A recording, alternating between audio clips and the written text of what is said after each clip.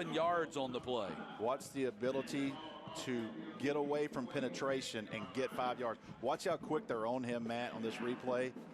Got a man down. That's Kewan Brown. Hopefully it's tying his shoe, I believe. Just a shoe situation. Yep. That's when you know you got moves and you run out of your shoe on the first play. And be patient with us while these uniforms no doubt look fly. It's hard to read the numbers. Man, Charlotte Hornet fans are even upset about these things. Watch this right here. Watch him make this guy miss. 2 guys miss. 3 guys miss. 2nd and 5. That's what you see out of a Power 5 running back. Yeah, the numbers mind-boggling. You just don't see ever guys running for 2,700 yards in a season, much less in 2021, which is exactly what he did. Little split zone there from the shotgun. You'll see a lot of that today. Looked up watching them on tape. That was TJ Summerall on the carry right there as we take a look at the starting lineups presented by Personal Touch Lawn Care. They go Smith, Dean, Magby, Carroll, and Moreland up front. Magby and Smith are both two-way starters for the Hornets. Will play on the defensive line as well. And Jontez Adams, their quarterback, number 3, 6 foot, 195 senior, two-way starter. He will also start at free safety. So 3rd down and 1. Kewan Brown again got hit and knocked sideways, did not pick up the first down. That is Greg Wardlaw, the Mike linebacker for the Panthers, their top returning tackler from a year ago. Great job. They run a little wham route there with the backside H-back pulling, and he fills the hole. As you take a look at the starting lineups, again presented by Personal Touch Lawn Care. Wardlaw, number 3 right there, was the guy that made the tackle, and it's going to be 4th down and 1. I'll tell you one thing I'm impressed with. I don't know if we can get it, but you look at the number of players Chapel Hill on their sideline. I mean, they are deep in numbers.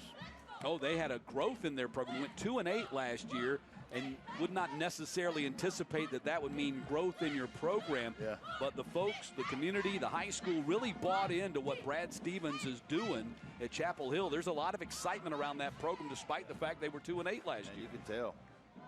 4th down and 1. Toss goes to Kewan Brown. First down for him. Yeah, nothing fancy here. Let's get our guy the ball, get him downhill. Good penetration by Chapel Hill. He just breaks one tackle, runs through another one.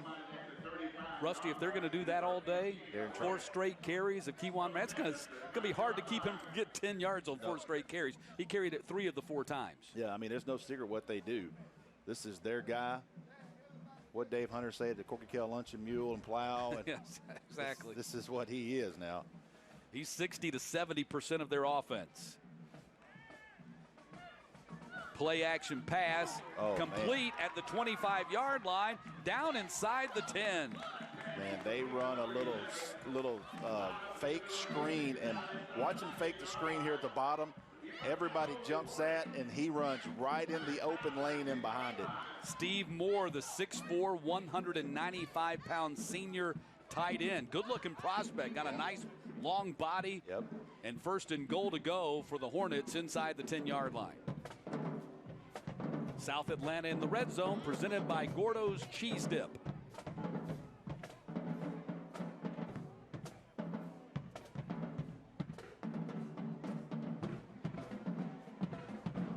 Right up the middle, Kewan Brown down to the 5-yard line. That was Wardlaw again making the tackle.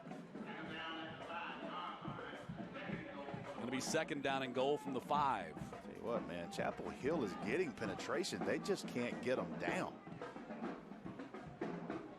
One thing I love about being at high school football games Friday night or Saturday morning, the drum beat never stops. Hey, you're going to get it here now. You're going to get it here. You got a constant rhythm going through the game, right? Vibe, man.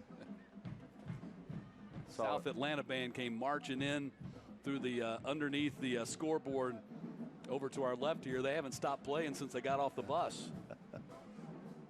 2nd down and 5 from the 5, and do we have a timeout or a flag? Delay game, offense. 5-yard penalty.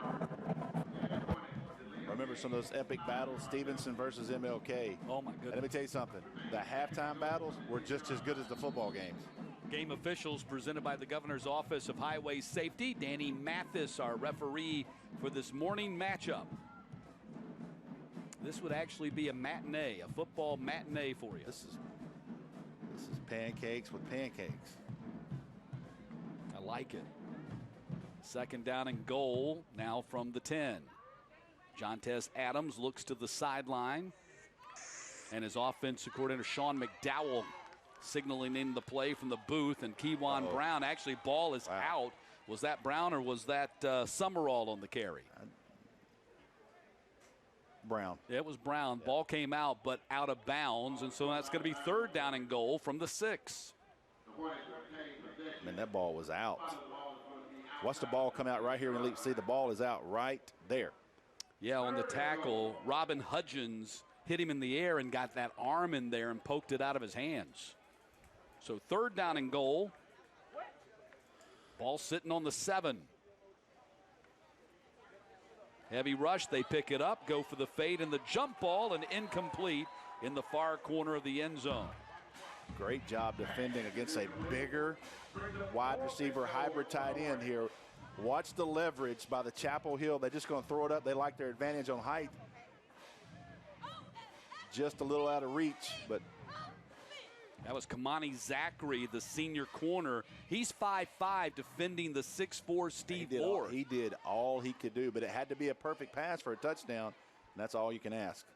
So on fourth and goal from the 7, South Atlanta going for it here.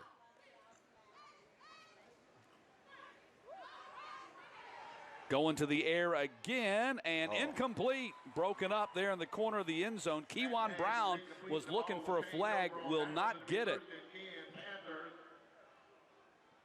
Again, good defense by Chapel Hill, and that was Ja'Kai Roberts coming up with the pass breakup. That was close. Time out. Good stop. So South Atlanta is stopped inside the 10. Will step aside as Chapel Hill gets ready to go on offense. The GeorgiaConstructionCareers.com Great Atlanta Bash is sponsored by the International Brotherhood of Electrical Workers Local 613, Atlanta's Electricians. Smart Local 85, get your sheet together. Breda Pest Management, the official pest control of Atlanta. The Georgia Sheet Metal and Air Conditioning Contractors Association, careersinsheetmetal.com, building a solid future. And by Sports Turf, you bring the vision, we'll bring it to life. Georgia Power is here with a little reminder of how easy it is to save energy at home. Because it's often as simple as a twist, or as easy as a lift. Visit GeorgiaPower.com for tips and programs to help save energy and money. Roots and wings. Think it's this way. The two greatest gifts any parent can give their kid. Oh, this is nice. Of course, then there are groceries, laundry detergent, notebook paper, ironing instructions. You know how to use this right. Yes, ma'am.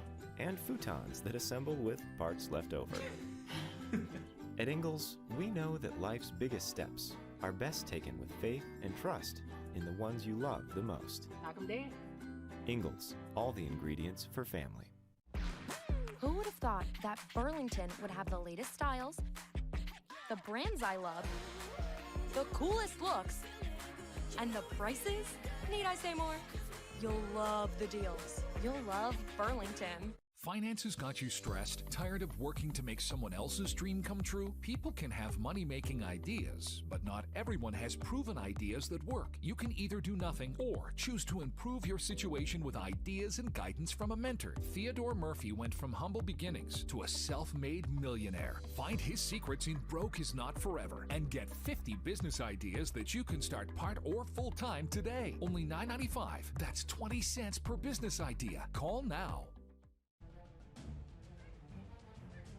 Welcome back as Chapel Hill goes on offense for the first time after their defense stopped South Atlanta inside the 10. So the Panthers go on offense from the 7-yard line with their first-year quarterback, sophomore Jalen Wyatt, 6'1", 224 pounds. And we've got movement up front by South Atlanta. They just bought themselves an additional 5 yards. Encroachment. defense. 5-yard penalty, first down. This is old school. Quarterback comes to the sideline to get the play. You don't. We're going 1990 tonight, man. I'm dialed in for this. Jalen Wyatt better be in shape. Every play he goes to the sideline to get the play. And we got a huddle. So 1st and 5 for the Panthers. They're going to run the wing tee, so this is, again, like you said, 1990s. A little bit different from what you're used to seeing in high school football these days. That was Rod Payne on the carry. They've got a committee running back, Ricky Shannon, Rod Payne, Michael Pageant. There are 3 guys on the 2-deep depth chart. And that was number 14, Savion Edwards. Got to watch for 14. He's committed to Memphis. Yep. 6'5", 275 senior, had 75 tackles last year, and Rusty 31 tackles for loss. That is a huge stat for defensive lineman. Tells you he is creating havoc on the interior. So 2nd down and 5. Double wing. And we're going back 1980s now. Yeah, yes. And there's Savion Edwards. We just told you about him, and he drops the running back for a loss. Starting lineups presented by Personal Touch Lawn Care.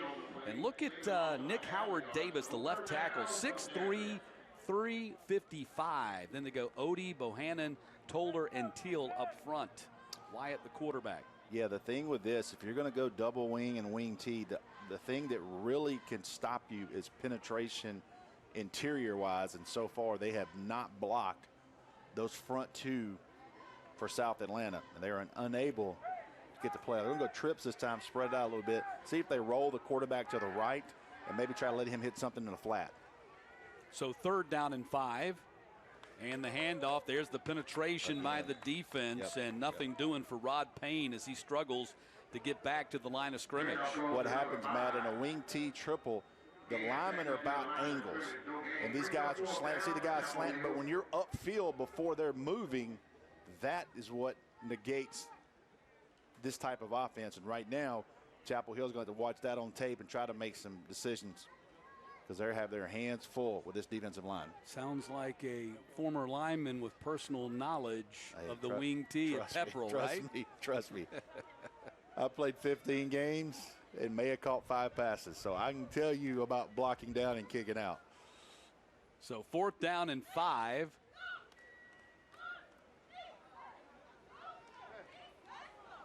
Lucas Davis handles all their kicking duties, punting out of the end zone from the goal line. Line drive kick going to hit at the 38, and they'll run away from it and let it be downed at the 48.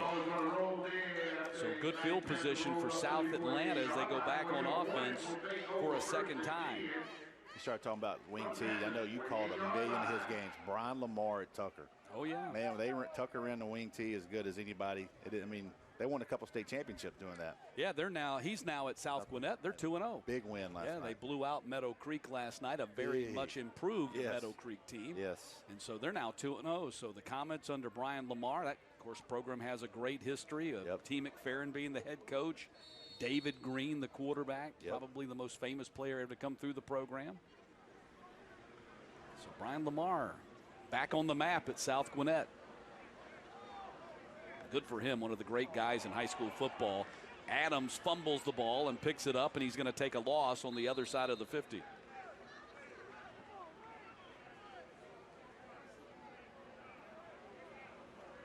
Yeah, we talked about this last weekend, and I thought Corky Kell, all the games, Wednesday through Saturday, were well played. Special teams, didn't see a ton of turnovers. But you start seeing early season bad snaps, special teams, those types of miscues. 2nd down and 14. Adams comes over here to Nick Brown, who catches the ball on a screen, and he gets back across the 50-yard line. Tackle made by Ja'Kai Roberts, and it's going to be 3rd down. Great job on pursuit right here. Just a little bubble. Everybody runs this play 3-on-2. You got to come up and fill it with that unblocked safety, and that's exactly what Chapel Hill does right here. See, 2 bodies blocked, but your 3rd guy's free. He's got to make the tackle. And the idea behind that play is get the ball to your guy in space and let him beat that one defender one-on-one, he was unable to. 3rd down and 9 from the 47. The line to gain is the 38. Stacked twins, both sides. Means they're trying to look something in the middle. Adams wants to throw it and does, and it's going to be caught at the 40-yard line, and that's going to be short of the first down. That was Stephen Moore again. Pretty evident here in the first quarter that Steve Moore is one of his prime targets. So they're going to go for this here. They're going to go heavy set to bring in 59 and 14, bring out a wide receiver, so they're going to go heavy package. You're handing the ball off here to Kewan Brown, aren't you? Well, you would think. You're going to have to stop my guy here. But could be a quarterback keeper. A lot of odds are going to be on Keon Brown right here, but they're going heavy set for sure. So 4th down and 3 from the 41. Look at the top, strength to the top of the screen. Toss goes to Kewan Brown. Got a block and a first down. Yep. Down to the 36. They didn't hide it. They went jumbo to the top power and just tall sweep to their guy. Who threw the block out there? Number 2. Yeah, that was TJ Summerall through the key block. So 1st and 10 for the Hornets from the 37-yard line. Final 2 minutes of this first quarter. Second possession for the Hornets. They went on a long drive on their opening possession, got stopped at the 7-yard line. Keeper Jontez Adams this time. Adams going to be upended at the 27-yard line, but that's going to be a first down. Great job. Just a quarterback. That was a dialed up play. Quarterback keeper. See this? Pull 2 guys.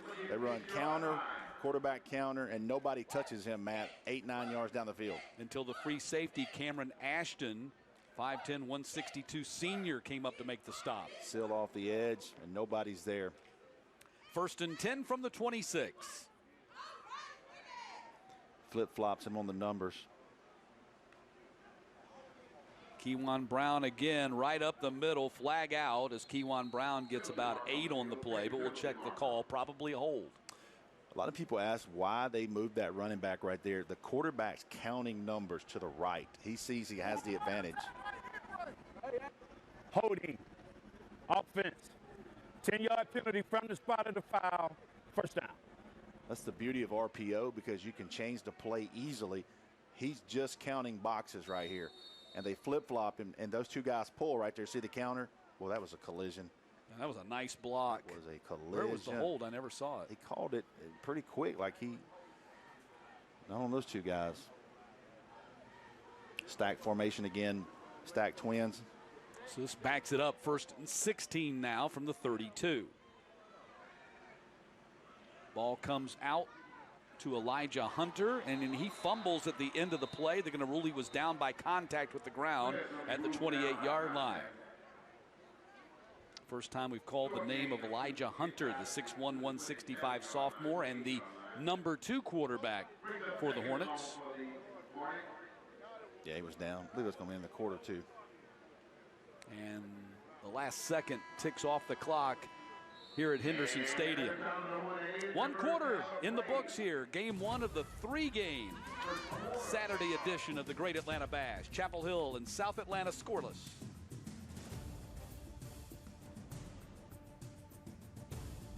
Beginning the morning you opened your eyes, we spent every waking moment preparing you for the day you'd leave our nest. Whether it's driving to practice or helping with homework, it's all prepared you for, what am I going to be when I grow up? Will you be ready? After much thought, I made my decision to take my talents to the IBEW Local 613. The International Brotherhood of Electrical Workers is not simply a job, it's a career. Visit IBEW613.org to begin a new future today. Introducing Gatorade Fit. Fitness starts from the inside out.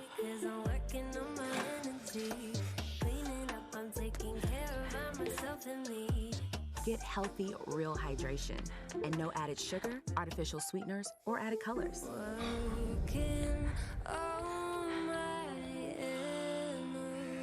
Fitness starts from within. Gatorade Fit. Healthy, real hydration. All G. The GeorgiaConstructionCareers.com Great Atlanta Bash is sponsored by the Atlanta Journal-Constitution. It's worth knowing what's really going on. The Governor's Office of Highway Safety. Seatbelts save lives. The Governor's Office of Highway Safety reminds you to buckle up before every trip. Gatorade, fuel tomorrow. The Mechanical Trades Institute, the best-kept secret everyone should know about. And by Personal Touch Lawn Care. The smallest details make the biggest difference. Start of the second quarter. South Atlanta with the ball, facing second down and 12. Second possession for the Hornets. Matt Stewart along with Rusty Manziel. Thanks for joining us here on this Saturday morning. Hornets ranked number 9 in the state in the Score Atlanta top 10. Adams drops it off for Kewan Brown. Cuts back across the grain, across the 20, and finally out of bounds at the 15-yard line. Big gain for Kewan Brown in the pass game. And that scares you to death for Chapel Hill. The ball with him in space. Nice little screen play here. Good job setting it up. Watch this, break this tackle right there. Good move. Runs through that one, gets 5 more. Still don't get him down. Just get him out of bounds, but shows you the elusiveness of a Power 5 running back. Kewan Brown committed to the Purdue Boilermakers in June. Over 12 other offers. And Purdue is probably hoping no one in the country is watching this early. That was exactly the same thing I was getting ready to say. Purdue is not that active in Georgia high school football recruiting. Yep. Speed sweep. Helmet comes off in that pile and down to the 10-yard line on the carry.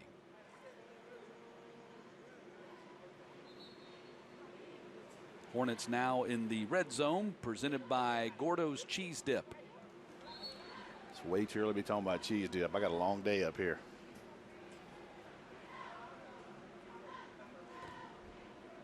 If you missed the scores from last night, check out the Breda Pest Management High School score ticker, presented by Breda Pest Management. Cartersville, number 1 in 5A. Big win over Jonesboro last night.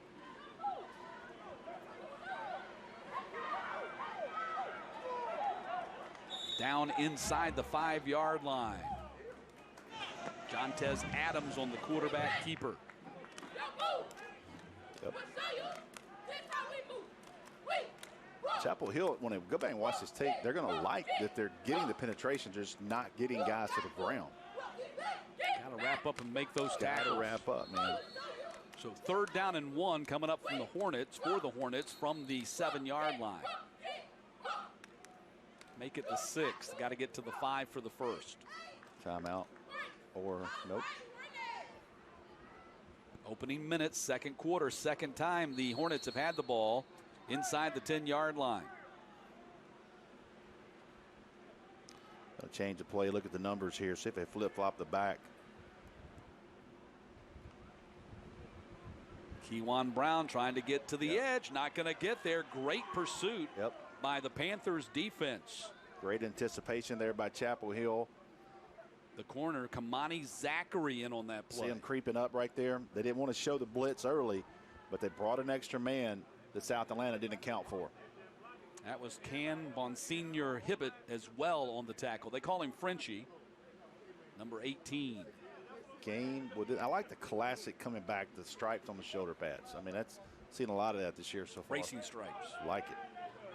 So 4th down, they're going for it again. Second time in this game. They've had it 4th down inside the 10-yard line. Now outside the 10-yard line after that big loss. Got to get to the 6-yard line. Top of the field. Adams looking, throwing. That'll be a 1st down to Nick Brown. Ran to the sticks, and I believe he got the 1st down. If they give him the right spot here, I think he's got it. Yep.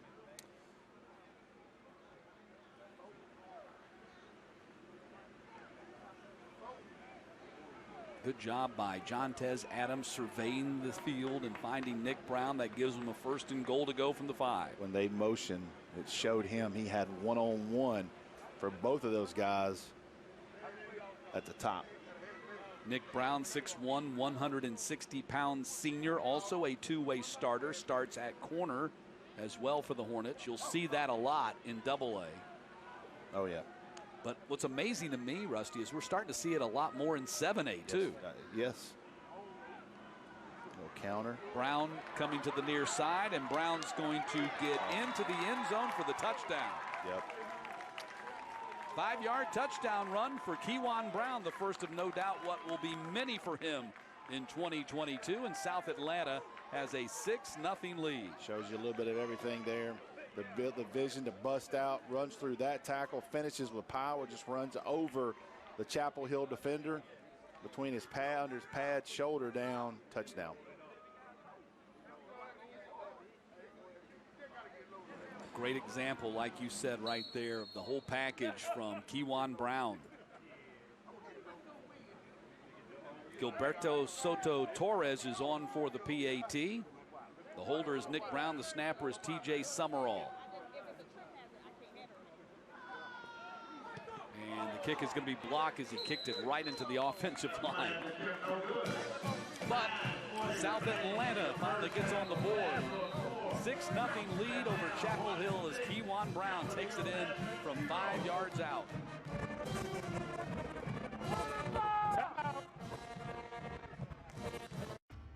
There's a highway that stretches across the 93 days of summer, where worship isn't offered to the sun, but to the smoking tire, and where the lines being blurred are the ones between drivers and demons.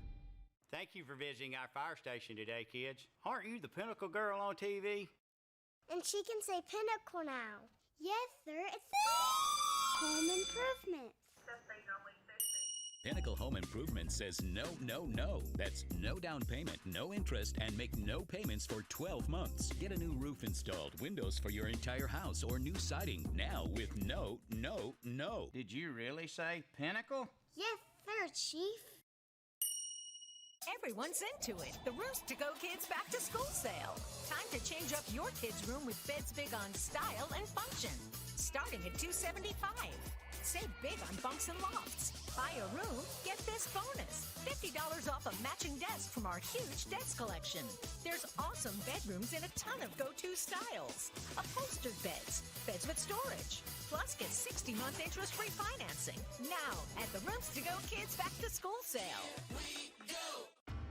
There's a highway that stretches across the 93 days of summer, where worship isn't offered to the sun, but to the smoking tire, and where the lines being blurred are the ones between drivers and demons. Second quarter, South Atlanta on top of Chapel Hill, 6-0. Matt Stewart along with Rusty Mansell. Rusty, let's take a look at your recruits to watch. It's presented by the Georgia Elite Classic. You know, you look at Kewan Brown. I mean, as a young man from South Atlanta, like you said, it's not really, you don't hear a ton about Purdue coming down here. So if they come down here, obviously they feel like they're getting what they want. And I'll tell you this one thing right now. What I like about him is he's tough. The first guy's not bringing him down. And when you start thinking about those Big Ten running backs, Wisconsin, Purdue, Minnesota, tough, downhill, in the box guys, looks like a really good fit to me. Off to a great start here in 2022. Scores his first touchdown of the season. 14 minutes into this one to give the Hornets the lead. Also keep an eye on Savion Edwards, the defensive tackle for the Hornets today. He's a 3-star committed to Memphis. And Tay Seymour, 3-star linebacker, as the kick comes up short and is recovered at the 32-yard line, a line drive kick. As we take a look at the scoring summaries presented by Breda Pest Management. Yeah, you just see him. That's one, breaking tackles right there, catching the ball, making people miss in space on that drive. You see the vision there to bounce outside. Too many people really want to bounce outside a lot, but that's the right read by Brown. 15 plays, 48 yards. That's the second long drive they put together. Got stopped on their first. This one they're able to punch it in 5 yards out. And the other prospect I was talking about there was Tay Seymour, strong safety for the Hornets. He's committed to East Carolina.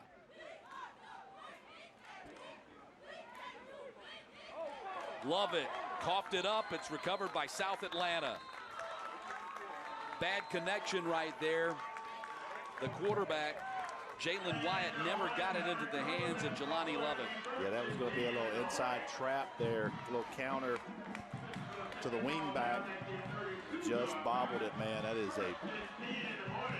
is a very costly turnover here. Let's see if South Atlanta can capitalize early in the second quarter, already up 6-0. Let's see if they take a shot here. Yeah, I've seen them really extend it. Yeah, got a matchup up top. Yeah, they threw on the red zone here with a 6'4" receiver. Gets maybe a 5'6" corner. Yeah, Steve Moore, number 11, the guy to watch. So they're going to put Moore in the slot right here.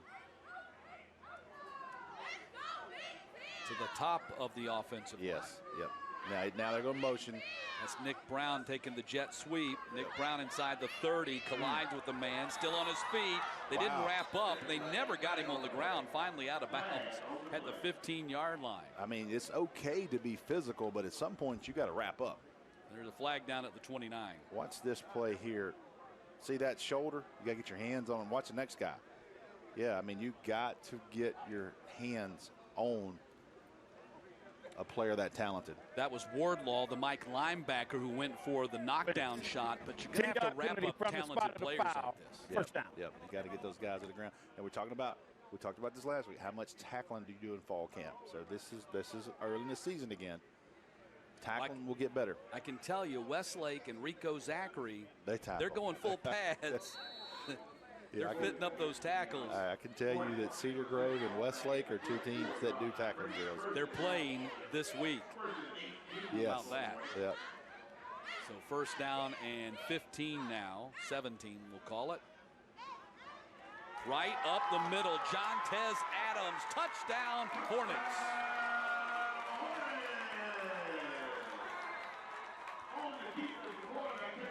So they fake the jet sweep. Quarterback keeper. Way too easy right here, but they knocked the nose guard down. Yep. Great job. Nose guard gets knocked down. That creates the alley. Good job by the offensive line there for South Alabama creating that, or South Atlanta, because that right there created that easy touchdown. 12-0. Let's see if they kick it here or go for the two. They're going to try to chase after those points and get the two-point conversion here. 12-0. South Atlanta takes them just 30 seconds after their last touchdown to cash in after the Jelani Lovett fumble. After a penalty, too. Yeah, a penalty that wiped out a play down to the 15-yard line. They got it all back and more.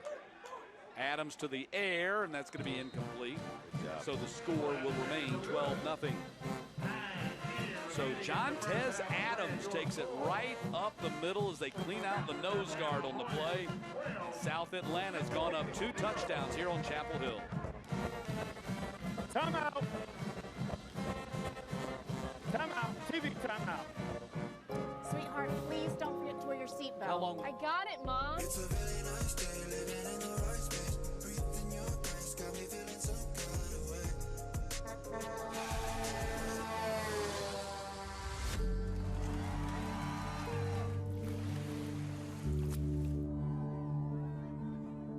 In the blink of an eye, so many tomorrows can disappear. Buckle up for your future, every trip, every time. A message from the Governor's Office of Highway Safety. SMART is sheet metal, air, rail, and transportation. We fabricate and install HVAC systems, ductwork. You can't just go to Home Depot and buy our product. You have to build our product. If you can dream it, we can build it. That's our motto. Our sheet metal workers are really proud of that work. They want to look back and go to a Falcons game with their family and point up to show what they did. 12-0. South Atlanta leading Chapel Hill here in Midtown, the Great Atlanta Bash. Did you know that in an area the size of a football field, there's over 1 million termites? So what's stopping termites from finding your home? Let Breda Pest Management protect your home from termites and prevent these silent destroyers from costing you thousands of dollars in damage. See more at BredaPest.com. So a 39-yard touchdown run by Jontez Adams puts South Atlanta up by 2 scores. The costly fumble by Jelani Lovett turns almost immediately into points for the Hornets. Season opener for South Atlanta, 11-2 a year ago. best season in program history. Michael Woolridge took over after Brad Stevens, who's now the Chapel Hill coach, left. Woolridge came from Hardaway High School, his alma mater, where he coached Mikel Williams. Yep. I tell people all the time, you want to talk about a freshman to watch, Mikel Williams at Georgia is going to be a superstar, in my opinion, in Athens. Taken by Lovett at the 14-yard line, and Lovett redeeming himself after that fumble with a return to the 31.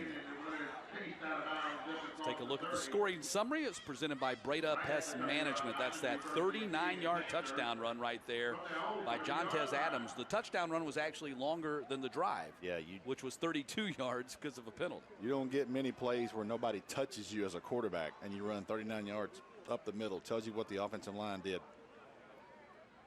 So 1st and 10 for Chapel Hill. They haven't really been able to show us much on offense so far. Time of possession heavily in favor of South Atlanta right now.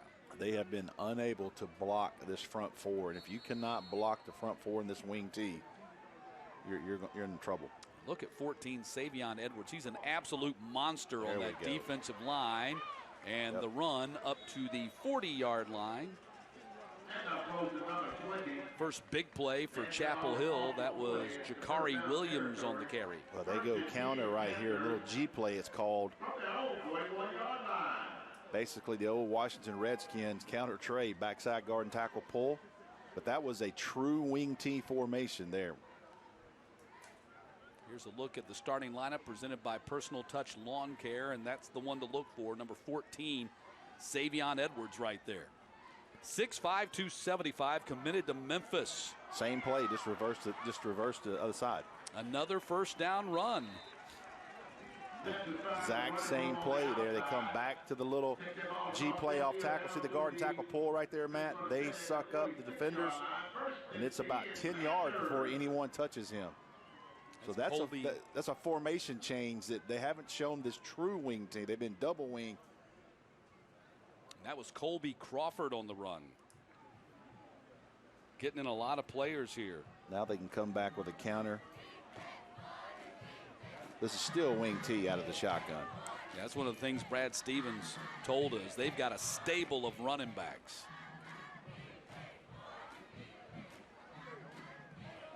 Pick up a 4 on the play.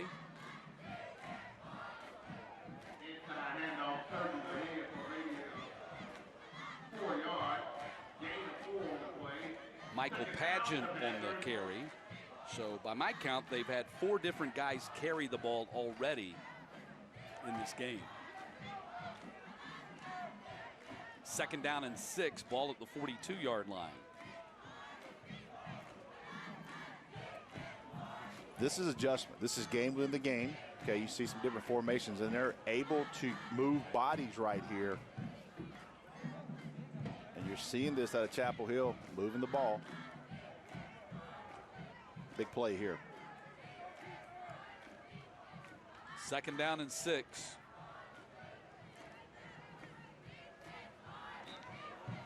Wyatt looks one way, going to take a sack. We had a flag. I think we had a timeout. Yep, that a timeout before the play.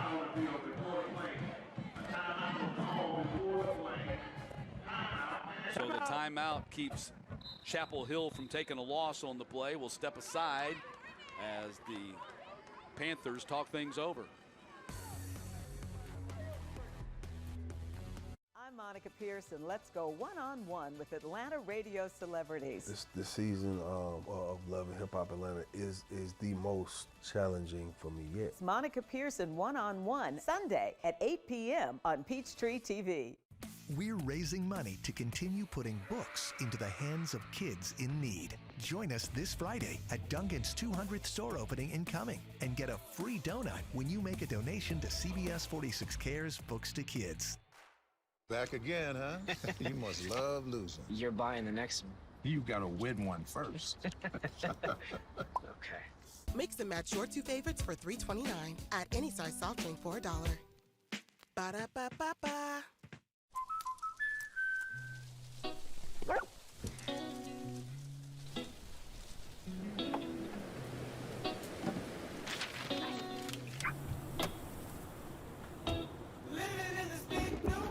Protection is important, especially when you're talking about your dreams, which is why we're going to keep you covered.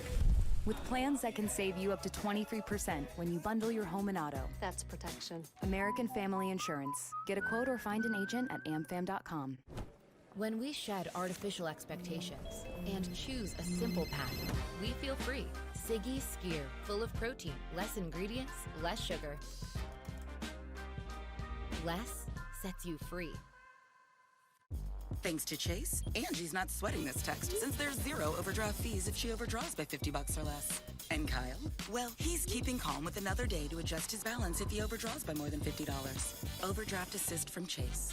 Make more of what's yours. Back again, huh? You must love losing. You're buying the next one. You gotta win one first. Okay. Mix and match your 2 favorites for $3.29 at any size soft drink for $1. Ba-da-ba-ba-ba. 2nd down and 6 for the Panthers from the Hornets' 42-yard line.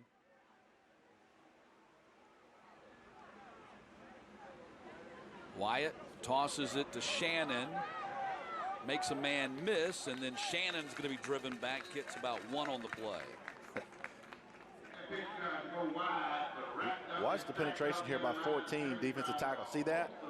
And he misses the tackle right here, and he kind of stops, like didn't know what happened. Then he comes back in, oh, he's still alive. And then he body slams the whole pile. Not just the running back, but everybody connected to the running back goes down. Cannot have that type of penetration there. 7+ offers for Savion Edwards, committed to the Memphis Tigers in June. Boy, Memphis does a great job of coming down here and grabbing players. So 3rd down and 6. The line to gain is the 36. Ball is fumbled, and Wyatt gets on top of it. Now it's 4th down. And it drives the coach nuts. You had 2nd and 7. You had a negative play and a bad snap. That's the 2nd time here in this quarter. They had the miscommunication between Wyatt and Lovett on the jet sweep that turned into a fumble, and then the fumbled exchange right here between Michael Bohannon and now watch the pulling guard 54. How much does that have to do with it? Yep. Jermaine Toller. Yep, timing deal right there, because if you can't hear the snap, you know you're pulling. Lucas Davis on to punt. Stands at his 45.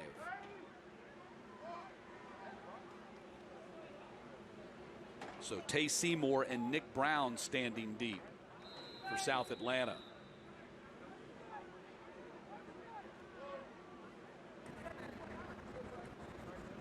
Delay game, offense.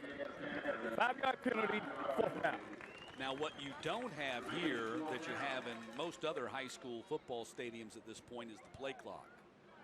So you got to go old school in your head, and someone on the sideline has to keep time on that. When you're running wing T, you cannot have a play clock on the field. That's the rules. So 4th down. Oof. Punt coming down at the 18-yard line and going to be downed inside the 10. Rolls dead at the 9.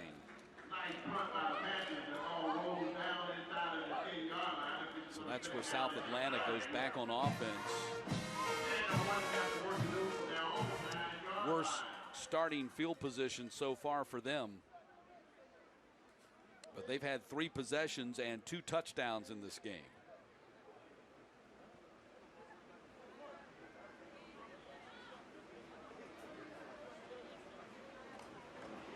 Hornets 5 straight playoff seasons after going 20 years without playoff appearances.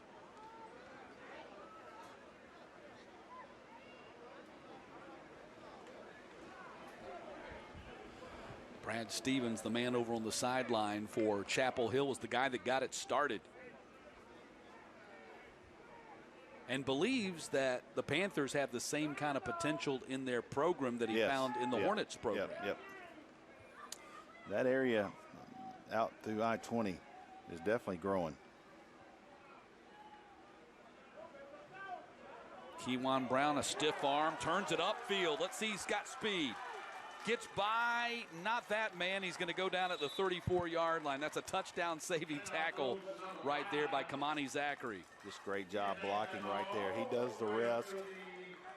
It's a little counter inside zone, outside zone to him. Good blocking it on the edge. Great job by the wide receiver, letting up, not to get called for holding. If we go back and watch that play, watch the wide receiver hold his hands. If we go back from the start, the wide receiver, once he clears, he holds his hands up, so no referee has any chance of calling him for holding. They spot the ball down at the 44-yard line, and Kewan Brown will take a blow. Yeah, might have hurt his ankle too. Hopefully not. Got it twisted up a little bit as Kamani Zachary grabbed hold of it and wouldn't let him get away. Kind of had issues with those shoes this morning too.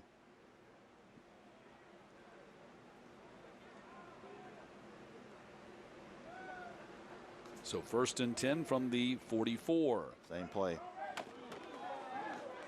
Nice collision at the 50-yard line as TJ Summerall carries it for 6 yards. And Summerall's no lightweight, 6'1", 200-pound junior. So I'm telling you now, for a double-A school, I see why you're this high on them, because they're big up front defensively, fast, multiple running backs, got a Power 5 commit in the backfield. Got a group of 5 commit. Group of 5, yeah, wide receivers, big body hybrid tight end. On the D-line. Big win last night for Fellowship Christian, bouncing back, beating Trinity. Trinity 0-2 after starting the season. Yep. As the defending champions in single A, they've bumped up to 4A. Adams throws complete. That's Nick Brown with the catch, and he dives forward across the 50.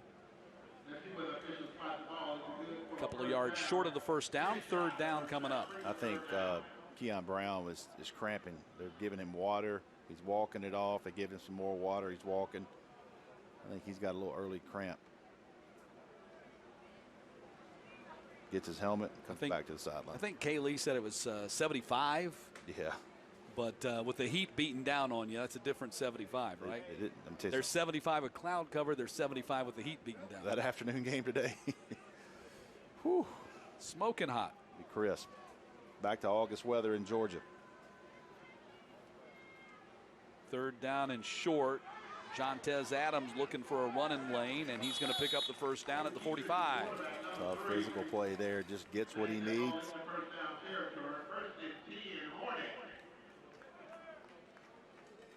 Reuben Hudgens eventually makes the tackle. Yep.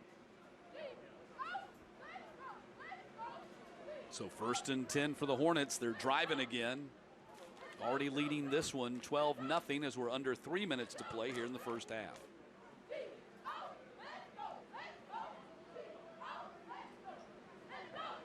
Keon Brown is back in. Yeah, Summerall's on the sideline now.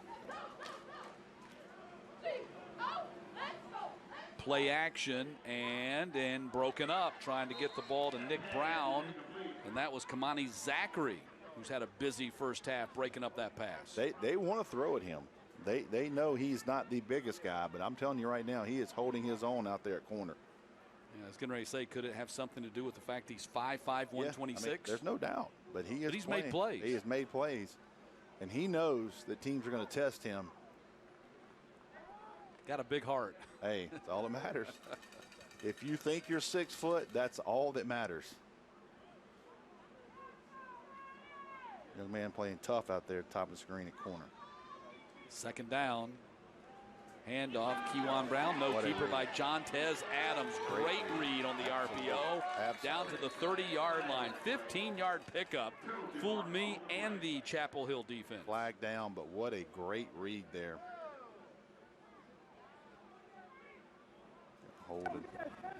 Holding. Offense. 10-yard penalty from the spot of the foul. 2nd down. That is a picture-perfect RPO. Guy penetrates. You read the defensive end on that mesh with a running back. You pull it. As soon as you see that guy penetrate, he pulls. Good. That is picture-perfect. Got a hold right there. Yep, 50. Yep, easy call. Jontez Adams had 4 interceptions last year playing DB. That's a really good read for a first-year quarterback. Absolutely. This is his first varsity start at quarterback. Penalty backs him up, however. 2nd down and 22. Line to gain is the 35 on the other side of the 50. Adams complete up to the 50-yard line on the catch and short run. That was Tay Seymour. First time we've seen him touch the ball. He's the commitment to East Carolina as a DB. It's a good job there tackling in space. Brings up a 3rd and what, 14? About 3rd and 15. 3rd and 15, yeah. Let's see what they got on 3rd and 15. Clock down to 1:36 to play in the half.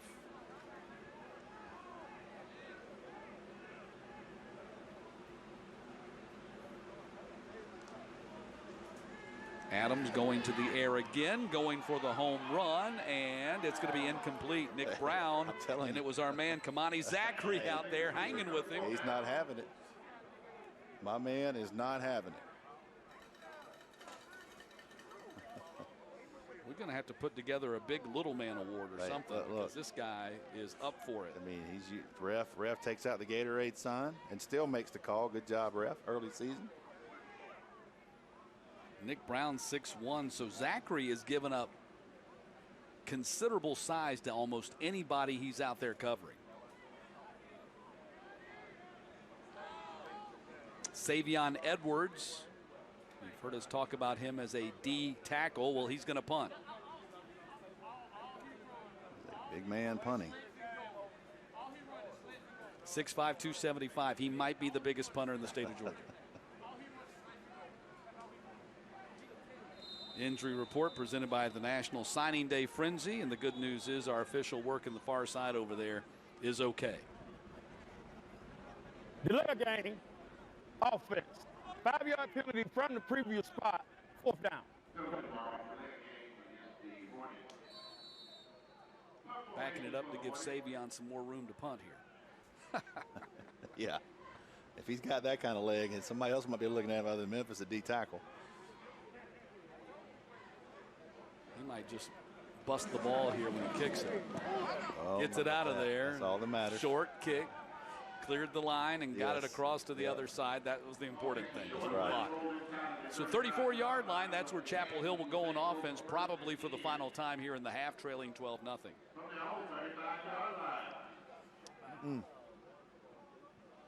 That was Ja'Kai Roberts who got in there, nearly got the block. As we take a look at the team resume for Chapel Hill, 2-8 a year ago. Second-year head coach Brad Stevens opened their season last week. That game was called at halftime because of lightning. Oh, wow. So they've been playing about 20 years, one appearance in the second round of the state playoffs. They've been to the playoffs 7 total times since they started in 2000. Their best season, 2008, got to the second round. They were 9-3 that season under coach Chris Parker. So 1st and 10. To the air they go, up for grabs, and it's caught on the far side at the 43-yard line. Nice catch by Jakari Williams. Nice job.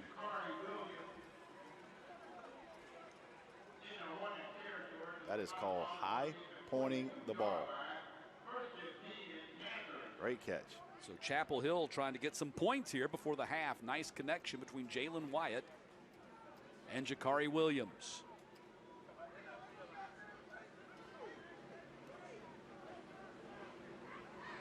To the left, and a quick pass going back towards Williams again. Actually, that was 28 this time instead of 20. That's Krishawn Sellers, one of their top returning wide receivers, couldn't connect. He's 5'9", 136. Need some PBJ. Hey, all that matters. Some peanut butter and jelly sandwiches and some milkshakes at lunchtime. 2nd down and 10.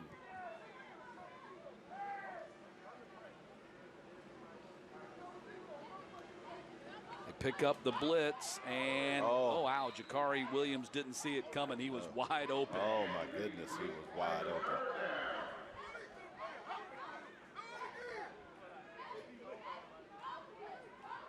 Oh man, why wouldn't run a wheel route in behind him? That's a touchdown if he catches it. Oh my goodness.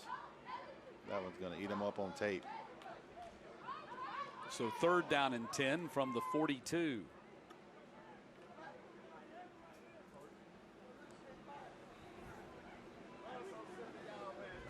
.48 seconds to play here in the first half.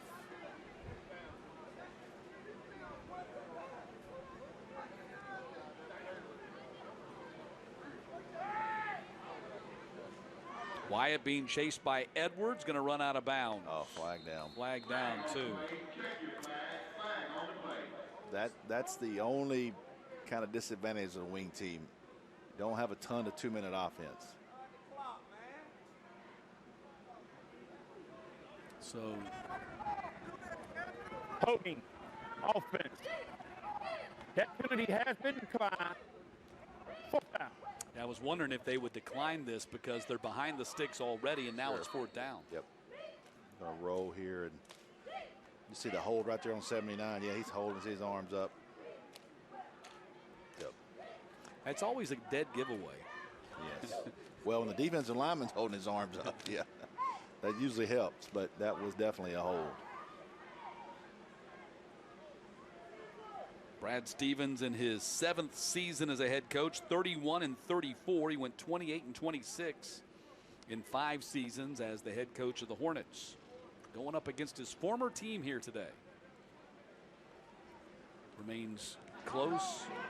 Ties with the players still on the team. It's just his 2nd year removed as the ball is down at the 22-yard line. He said for their opener against Stone Mountain, a bunch of the former players from South Atlanta showed up to watch his team play and came by the coach's office after the game and talked to him. Says a lot right there.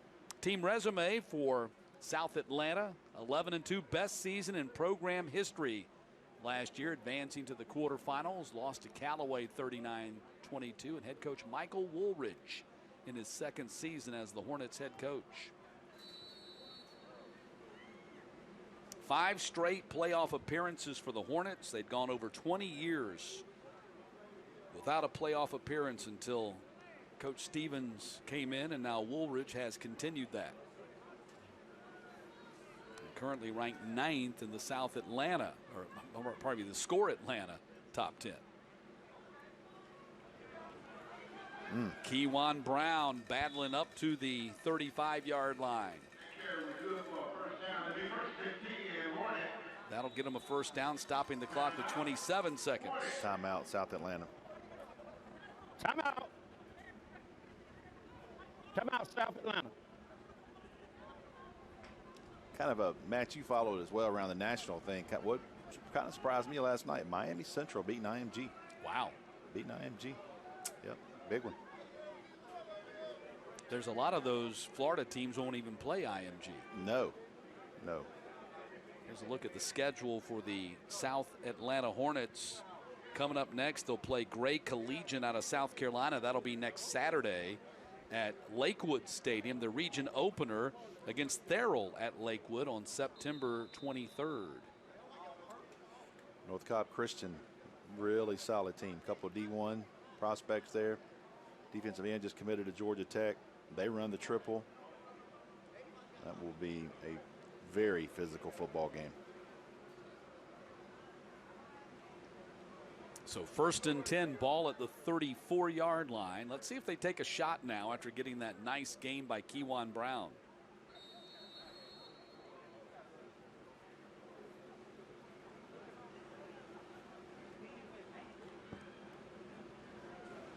Adams with a pocket.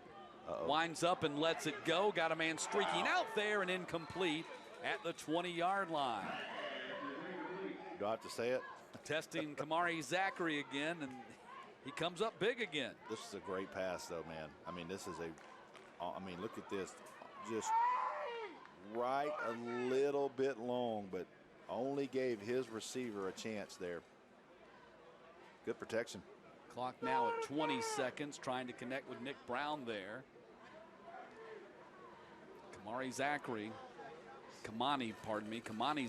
over there on that left corner. He's getting some work, isn't he? He's going to take a rest at halftime. Yes, give the man some pickle juice. 2nd down and 10. Adams. Uh-oh. They dump it off for Kewan Brown. Watch out. And And he's going to be out of bounds at the 48, down to 10 seconds on the clock. It's another first down. Hornets have 2 timeouts remaining, so they still got a chance to cut this in half and then take a shot at the end zone.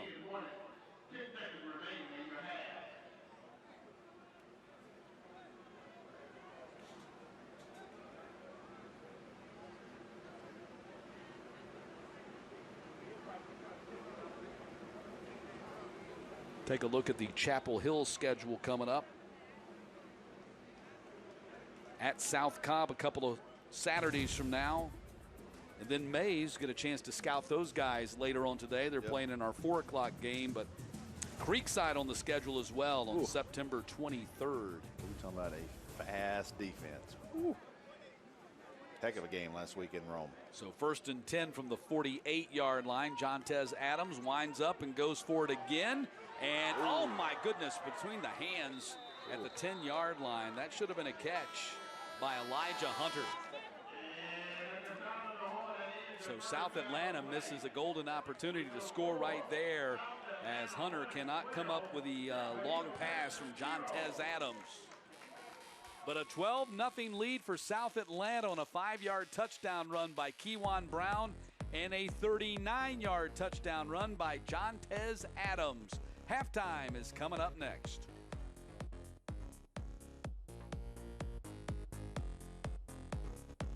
Planting season is here, and it's time to get your yard looking its best. So treat your yard to the perfect touch from the professionals at Personal Touch Lawn Care. Mowing, maintenance, design, and construction. Personal Touch Lawn Care does it all. If my yard is taken care of, it's one thing off my list that I don't have to worry about. Sign up now for monthly maintenance and get the 12th month free. Big enough to serve you, small enough to know you. Personal Touch Lawn Care, 770-908-1238 or online at ptlcatlanta.com. Introducing Gatorade Fit. Fitness starts from the inside out.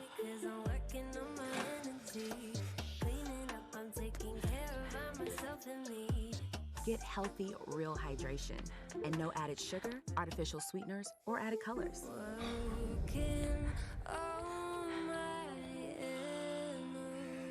Fitness starts from within.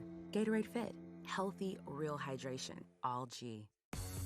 Welcome to the Sports Turf Halftime Show. I'm Kaylee Mansell, and this is Randy Beal of GeorgiaConstructionCareers.com. Randy, let's backtrack a couple weeks ago. We got a chance to go to the Sheriff's Cup, watch the 7th graders in Gwinnett County. What an experience. Tell me a little bit about your involvement with that. What was your role? How did you organize it? Well, you know, Sheriff Kibo Taylor is a great friend of ours. He's doing a lot of great work up there in Gwinnett County and came to us and talked to us about this game and an idea. And then we reached out to IJ, and we thought we could get it on TV. And with IJ's help, it came together. And what a great event to have 7th graders for the first time on TV. So I applaud Sheriff Kibo Taylor and the group, what they're doing up there in Gwinnett. It's awesome. Absolutely. One thing that really made that game different was the whole reason behind it, you know, this concept of anti-bullying, anti-gang. So talk a little bit about the importance of the ethics behind it and, you know, how it's shaping a generation of football. Sure. Well, you know, first of all, it's important for us at Georgia Construction Careers to be involved in the community. And I was amazed to find out that 7th graders is where most gangs begin to get their recruits. And they pick on the weakest ones, you know, because they need protection. So, you know, we all need to be more aware of what's going on around our school and around our kids. And, you know, this thing's only going to expand in the future, and we're going to continue to make a difference within the communities which we live, work, and play. And what is it about sports that helps prevent those sort of things? You know, I think sports brings everybody together. It really does, you know. And so, like, you know, as we continue to grow this, and, you know, Sheriff Owens is doing a great job up in Cobb County, and we're going to expand out there next year. I think he's already got a rivalry going with Taylor. He's already made some comments that we're going to whip you next year. So, but the main thing, the overall theme is these sheriffs want to get out and get the word out about how our kids and youth are really being bullied into being in gangs. And you mentioned Cobb County, and there's the possible expansion of it into Cobb County next year. But what else can we expect from the future of that partnership? You know, I think it's going to expand beyond Cobb into Fulton. We've talked to Sheriff Labatt. He's really excited about it. And then with those 3 sheriffs reaching out, I think Henry is our next target. So we can see a 4-game, you know, two, and then maybe a champion. But, again, I think it'll be great. Football brings us together. But what these sheriffs are doing are great. We just got to bring this information to the community around us. Absolutely. Well, I'm so excited to see where it goes. Hopefully we'll have some more games watching the 7th graders next year because they were such a fun group to watch. Oh, absolutely. It was great. It was fantastic. And we will be right back with more after the break, so stay tuned.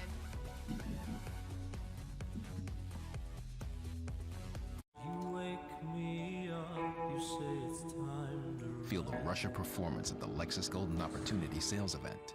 Get $500 lease cash toward a 2022 IS 300.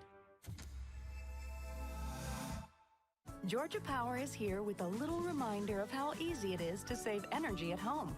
Because it's often as simple as a twist or as easy as a lift. Visit GeorgiaPower.com for tips and programs to help save energy and money. It's an attack on the women of Georgia. Brian Kemp made abortion a crime before many women even know they are pregnant, and he supports a total ban. Even if I'm right. A victim of incest, forced pregnancy, criminalize women with jail time. Okay, let's start with some clouds, some mountains over there, and finally a river. Hey, Dad, look. Looks like the perfect spot. American Family Insurance is here to protect your family on the road with the Travel Peace of Mind package. Get a quote or find an agent at amfam.com. Insure carefully. Dream fearlessly. American Family Insurance. When we shed artificial expectations and choose a simple path that's made with intention, not filler, we move toward a life where we feel fuller and free. Siggy's Skier, full of protein, less ingredients, less sugar.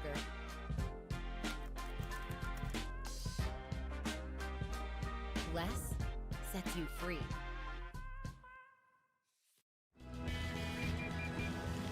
Wait till you see me on the downhill. See you at home. Enjoy advanced safety at the Lexus Golden Opportunity Sales Event. Get $1,500 lease cash toward a 2022 RX 350.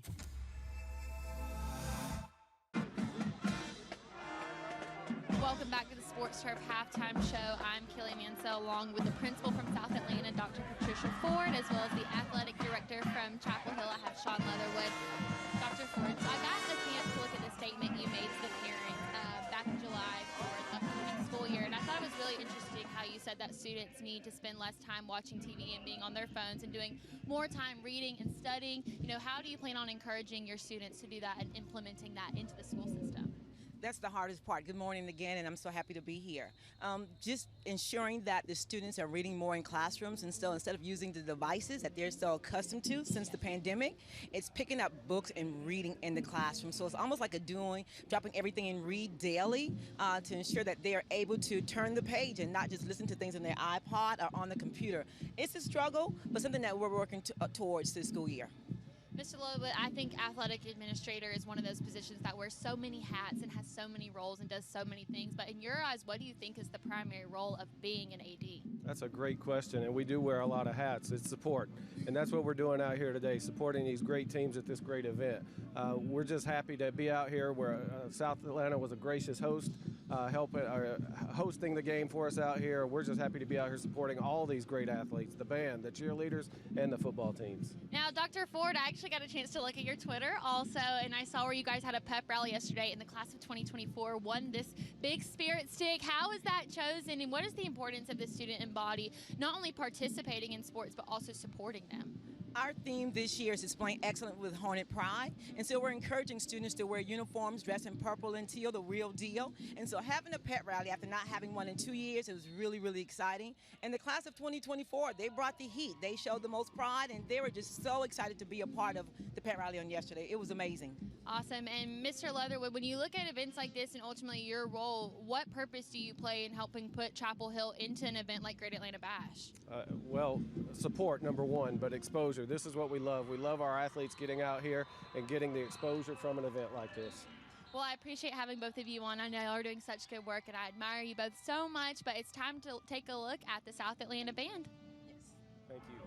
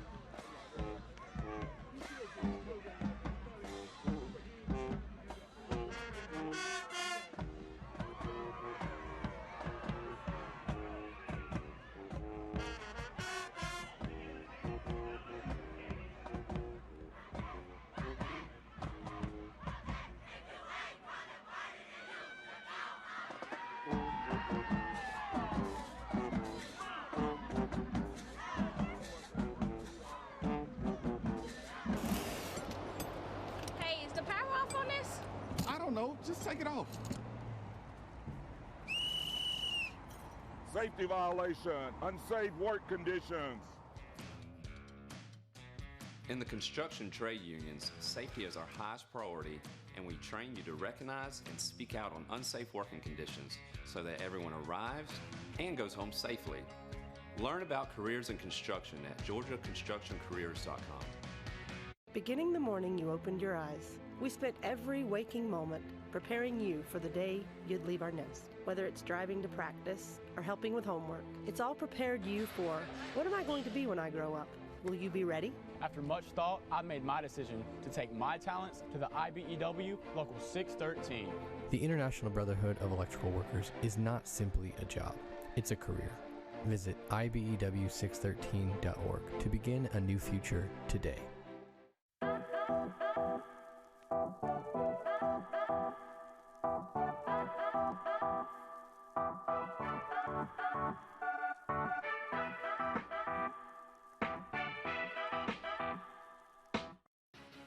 By Sports Turf. This is the halftime show. I'm Kelly Mansell. This is Craig Sager. And before we take a look at the next game, I want to bring up this thing that I refer to as the thermometer clock. So before the first game, we got a chance to look at our weather report. We knew the high today was going to be 90 degrees. It's currently about 82, but we put our thermometer clock on the ground so that way you guys would know what temperature it is to the players who are on the field and on the track, and it's almost 110 degrees. So even if you're watching on TV and you think to yourself, like, oh, you know, it's a nice day outside, think about the players. It might not be a nice day to them. So I had to throw that out there, give a shout out to those guys because I know it is hot down on that field, especially in full pads. Yeah, I was about to say that. That adds at least 20 degrees. But when you look at our next matchup, we've got Carver and Riverdale. Carver made it all the way to the state championship last year, fell short. They're facing a very tough Riverdale team, two-time defending region champions. What can we expect out of this game, Craig? Well, Carver's used to playing teams from higher classifications. They're actually going to be playing Buford. I think it's September 16th. They just added that to the schedule 3 weeks ago. What you can see from Carver, Coach Miles said it, they did a lot of growing up last week against South Cobb. They've got 4 new offensive line starters, but that physicality that has propelled Carver over the years, I think you're going to see that, and that'll be the big test for Riverdale to match that. I think that's something we see with all the Atlanta schools that we've watched play so far is that word physicality that you mentioned. Every play, they're scrapping, they're going hard, so you can always expect a tough game out here, especially at Great Atlanta Bash. But let's take a look at some of our scores from last night. Our good friend Craig here updates the Score Atlanta scoreboard every Friday night. What did you see? What stood out to you? I wrote down a couple big ones. I thought Mill Creek, Norcross, 49-17. Mill Creek looks really good. Marietta had a nice bounce-back win against West Forsyth, 24-17. Hughes looked great. They beat McEachern pretty solid, 47-21. Peachtree Ridge, that's a team that people did not expect to be that good this year. They had a big win, 23-3 over Lanier. They're 2-0. Lumpkin County's 2-0 for the first time since 2011. And then you have North Gwinnett 21, Archer 19, Kennesaw Mountain looked good, Rome looked good, and then Walton. Their offense looks exceptional. Another big performance by Jeremy Heklinski. He's got 7 touchdowns, 700 yards through the first 2 weeks. Only a junior. So I really like Walton's offense. That was a big win for them against Brookwood. When you look at that largest classification, I got the chance to talk to IJ last night, and he said that Mill Creek and Grayson are the teams to beat. I know it's still early in the season, but who is your underdog prediction? I think that's a really good guess. I honestly, I think Grayson is the team to beat, though. Their physicality, you watched them against Marietta, they weren't getting sacks for 8 yards. They were getting sacks for 28 yards because the quarterback's running for their lives. I think that Grayson has that 4-quarter formula. They're going to come out fast. They're going to hit you early, establish themselves physically, play fast defensively, but then when you have Joe Stone at running back and those physical runners, they're able to kind of bleed out the 4th quarter Derrick Henry style. They're going to be hard to beat, but I think Mill Creek, though, Josh Lovelady does such a good job. He talks about the analytics they use. They're able to pull away late against Walton when Walton was red hot. So, I mean, I wouldn't disagree with IJ on that one. And speaking of physical teams, next week we will head to North Cobb at Buford, a rematch of last year's Corky Kell game, and we know both of those teams are going to bring it. So what are your thoughts on that game? I think with Buford, they look unstoppable right now. They're obviously making their 7A debut, and with North Cobb, it's all about Malachi Singleton. Their quarterback, when he's able to put his head down and dominate in the red zone like he did often last season, they're really tough to beat. So it just depends on whether or not Shane Queen is going to use him in that role. I think that's the biggest mismatch that North Cobb creates. But I mean, Buford, they've never not won the state title when Brian Apwin's there, and I mean, 56-7 against Mallard Creek last night. So that'll be a really fun game. Now, obviously, we know that Buford's going to bring it. They bring it every game, every season, every year. But when you talk about Malachi Singleton, the quarterback from North Cobb, just a junior last year, he's in his senior year. But last year, all of his wide receivers were seniors. So do you think that they're going to have enough on the offensive side of the ball to be able to compete with Buford at Buford? They're going to have to do it schematically. I think it's about creating the mismatch. They certainly don't have the same receiver talent, but when he's able to keep the players in the box because he can just go up on a first down and put his head down, pick up 4 or 5 yards, their positive first down plays make them a dangerous team, because then once they get into the third and shorts, he can do the same thing. Then you can do the screens, then you can go over the middle. So I think they'll get better and better, and certainly you got to think Buford's going to be a big test for them. But I think Malachi is obviously one of the biggest mismatches in the state this year. Again, I know we are still looking ahead at some of the other games we'll be covering this fall. I know one Craig has to be excited for is Walton Marietta. What are your thoughts? That was Marietta's probably best game last year. They beat them, I think it was like 47-21, really stunned them, and that's what got Marietta the 2 seed and sent Walton on the road. Walton is a team that I thought defensively they might have trouble. They didn't really have an answer for Mill Creek. Their offense, though, is so good at controlling the pace of the game that they've pretty much been unstoppable so far. You saw Makari Bodeford had another big game in the backfield. He rushed for 2 touchdowns. I think he's got 5 on the year. I think that Walton has the offense to kind of let his defense catch up, and we know Ashton Woods, but honestly, I think their offense is just the best in the state, the way they're rolling right now. And Jeremy Heklinski's accuracy is unbelievable. Now, before I say this, I want to make a full disclaimer. I'm not just saying this because Craig Sager is next to me, but I would like to throw out there, when I'm looking at teams I think are going to make it really far, talk about Grayson, talk about Mill Creek, I think Walton's going to have a really good playoff run. I'd love to see them make the state championship.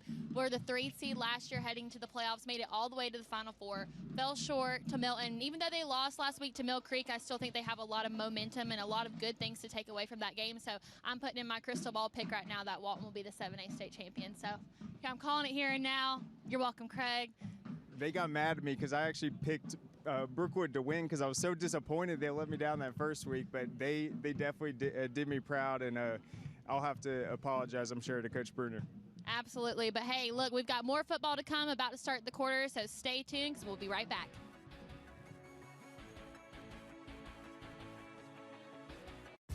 Tongue Torch, Zax Sauce? Tongue Torch and Zax Sauce? With Zaxby's Chicken Finger Plate, the question is not will you sauce those hand-breaded fingers? The question is, can you get extra napkins? Endless sauce abilities, only at Zaxby's. Becoming the #1 certified dealer in all of Georgia was no easy task. It required the highest quality of vehicles at the fairest prices, plus superb customer experiences. Now we've expanded our certified program to include every brand of vehicle. With Beaver Direct, it doesn't matter what brand you choose, they're all certified. Every vehicle will be thoroughly inspected and expertly reconditioned. Each includes a 12-month, 12,000-mile warranty. Visit us at beaverdirect.com and see for yourself why Beaver Direct is #1. Sometimes it's the little victories that mean the most. Those everyday celebrations that bring a smile to our faces and joy to our hearts. At Ingalls, we know there's no one you'd rather share those miniature, memorable moments with than family. Ingalls, all the ingredients for family.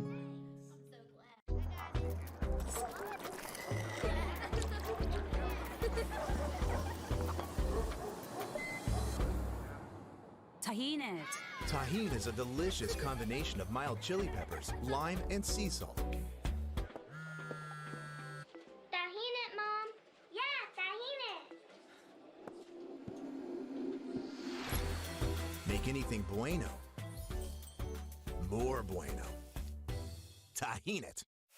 It's happening now at Rooms to Go, the Labor Day sale you wait for, where you get low prices and really great value on beautiful furniture for every room. Plus, get 60-month interest-free financing with low monthly payments starting at $15 a month. So hurry in. Our Labor Day sale is the time to buy. Get great-looking living rooms, bedrooms, and dining rooms. Save big and get 60-month interest-free financing now at the Rooms to Go Labor Day sale. Zaxby's Chicken Finger Plate comes with 12 dippable, dunkable, do it any way you wantable sauces, and a plate of our hand-breaded fingers. Oh, and don't forget the napkins. Famous fried chicken, endless sauce abilities, only at Zaxby's. Back at Eddie Henderson Stadium in Midtown Atlanta, it's game one of our triple header on this Saturday. Great Atlanta Bash, 9th-ranked South Atlanta leading Chapel Hill by a score of 12-0. Matt Stewart joined by Rusty Mansell, and we've seen a lot of Kewan Brown. Expected to see that. Really kind of been impressed by Jontez Adams and him running this offense. Yeah, I mean, you see that touchdown he runs. The offensive line up front's created some holes, but you see Keon Brown, ability to break the first tackle, and he's moving the chains, all things like that. All right, let's take a look at the halftime stats. They're presented by Gatorade. We'll see them here in a moment. There they go. Halftime highlights, pardon me. The halftime highlights presented by Gatorade. Opening kickoff, you see Keon Brown kind of introducing himself to everyone. They were able to drive it down inside the 10-yard line on that opening drive and got stonewalled by Chapel Hill. Chapel Hill hadn't played bad on defense. Give up a couple plays. Here's the one you kind of like to see if you're a Purdue fan. That vision, ability, running, finishing with power. 5-yard touchdown run right there. The fumble by Lovett.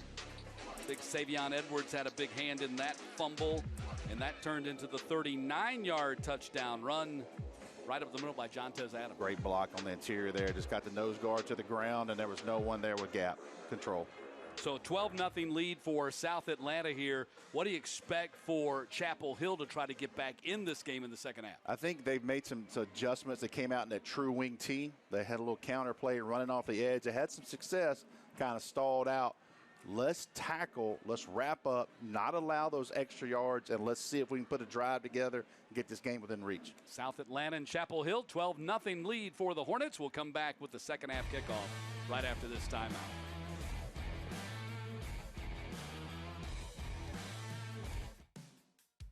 SMART is sheet metal, air, rail, and transportation. We fabricate and install HVAC systems, ductwork.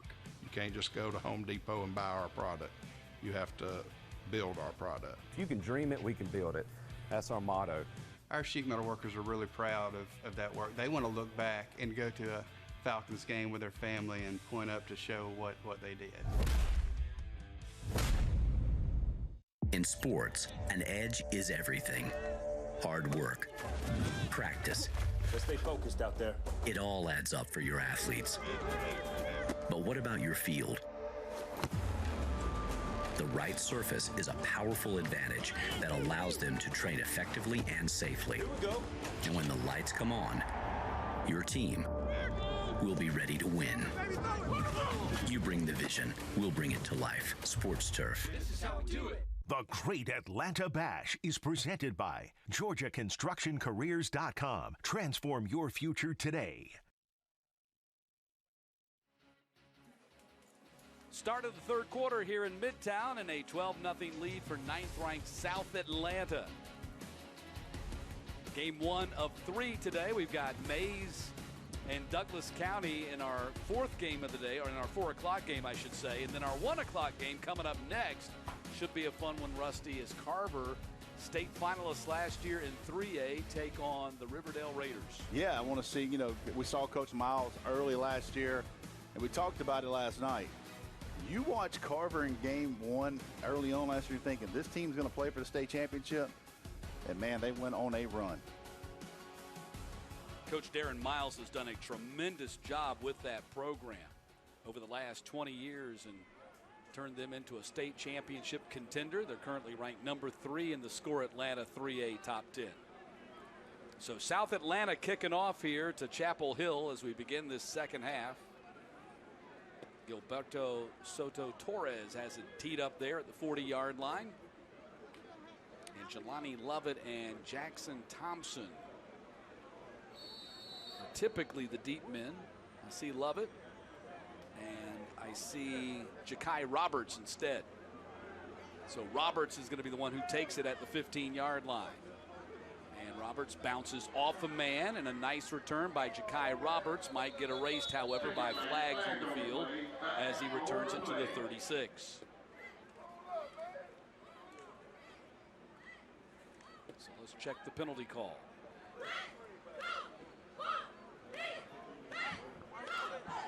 So Michael Woolridge. Gonna return, holding. 10-yard penalty from the spot of the foul. First down. Michael Woolridge, the head coach of the Hornets. You saw him there a moment ago saying push him back, and that's exactly what they're going to do with this penalty. See what adjustments we make here, game within the game. Like I said, they came back and ran that counter a couple times right off tackle out of the true wing T formation, the old Delaware wing T, if I want to get specific. What's the difference in the Delaware wing T? They're going to have a 2-back side by side with a wing, and they're going to go shotgun double wing here.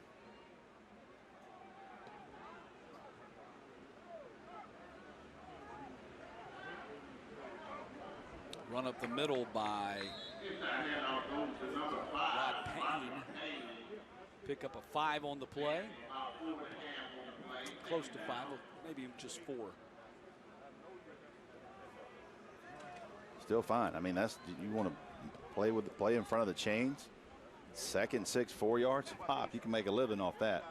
Yeah, if they can consistently do that, they can get back in the game if they're getting 4 on each play.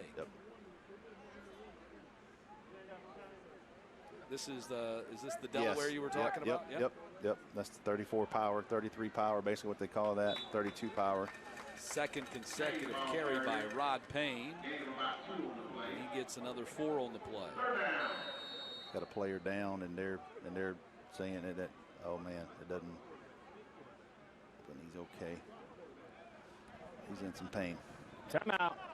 Injury timeout. That's the offensive lineman for Chapel Hill, number 54, Jermaine Toller, their right guard. So in the late 80s, while we changed subjects here, in the late 80s, Rockmart was one of the best teams in Northwest Georgia. And they took a school bus of kids. Now they went to, see the play here. Watch 54 on your screen. Yeah, it just gets rolled up from behind. Hopefully just maybe a little hyperextension, he can come back. They take a school bus of players to Delaware. And Delaware at the time was the wing team. And I thought, what are they? They're going from Polk County to Delaware? Blue Hens, I believe that is. They are, the Blue Hens. Yeah. And their helmets are very similar to the Michigan Wolverine. Well, when they came back, Rockmart changed their helmets to the Michigan helmet. So Toller is able to get up and walk off the field under his own power. That's a good sign. Yeah, I hope he just got to hyperextend that. As a big man, you get bent over like that. And let's see who they roll in there for him.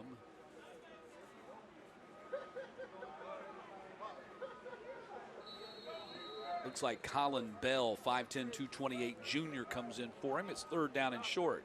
Same play. Nice job. Payne gets stonewalled at the line of scrimmage. 5 consecutive runs right there for, or 3 consecutive runs for number 5. They come up short. That was Raylene Magby, one of those two-way starters for the Hornets. Offensive line, defensive line coming up with the tackle. Magby, number 50, had 10 TFL last year as a junior. Tried to run a little inside quick trap, and the penetration will absolutely kill that play, and that's exactly what happened.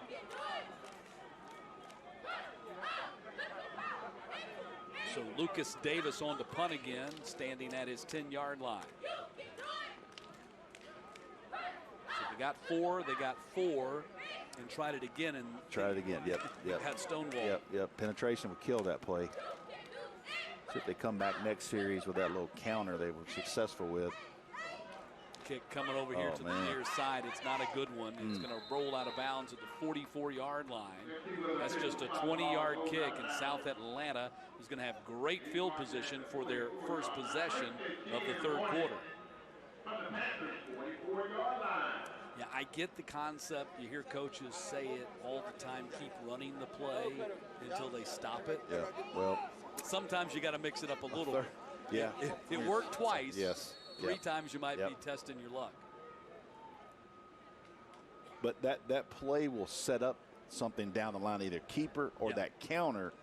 So see if they can stop right here. Not great field position defensively for Chapel Hill. See if South Atlanta can capitalize right here. Yeah, South Atlanta has had the better field position most of the afternoon. Keeper, Jontez Adams. They've run that play very well today. Great block. There he goes inside the 20. Another long touchdown run for Jontez Adams. Oh my goodness, you want to see a block. Watch this pancake block out on the edge. For South Atlanta to watch the edge up here at the top. Watch this wide receiver as he enters the screen right here. Watch two. He's going to clean it up. Yep. See that? Nobody. TJ Summerall. Nice block right there. 44-yard touchdown run for Jontez Adams. Man, got a what 39 a block. and a 44-yard touchdown run today. They'll try for the single point right here. Gilberto Soto Torres. Man, that was too easy. Like we said at halftime, I'm really impressed with him. This is his first game starting. Yeah, he is dangerous with the ball in his hands. He's making the right reads, like you said. Yeah, he understands the offense. They're going for two here, and it's incomplete. Broken up on that back line there by Ty Collins, and so it's 18-0. Is that a bad snap? Yep, well, a little low, but. So an 18-0 lead for South Atlanta as they score again here on the opening possession of the third quarter.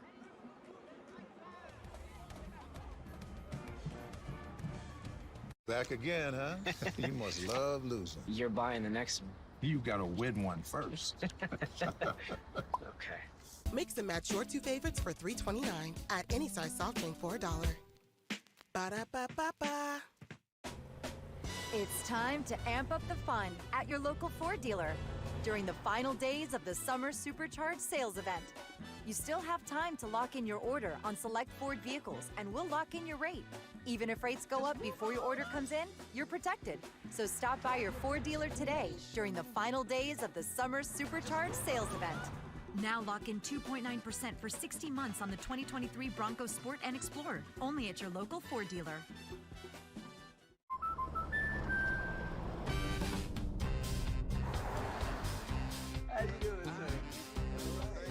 When you're called American Family Insurance, you protect every trip, but you take special pride in protecting the ones that bring families together.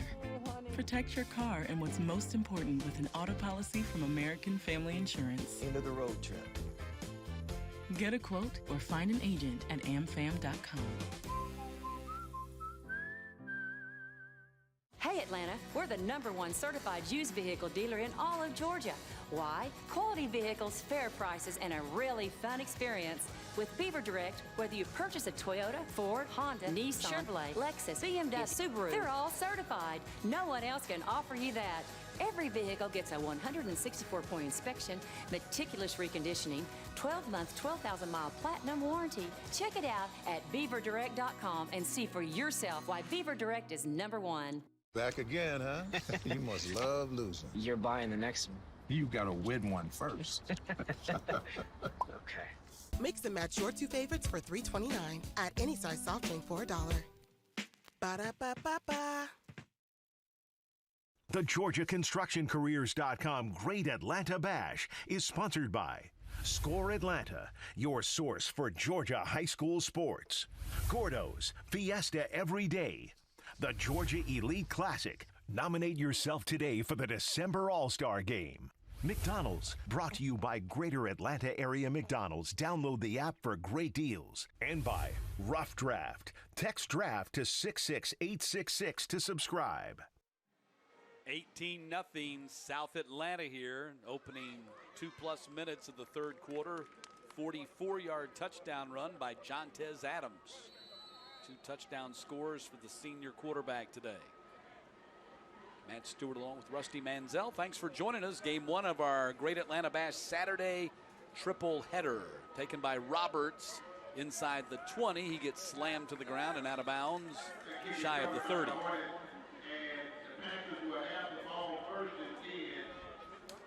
Here's a look at your scoring summary. It's presented by Breda Pest Management. It's blocked by 2 right here out on the edge. Coach gonna love that. No one touches you because you put your defender on the ground. So 3-score lead for South Atlanta here in their season opener. Looking to build off last year's 11-2 and quarterfinal finish, the best in program history, and off to a good start here in 2022.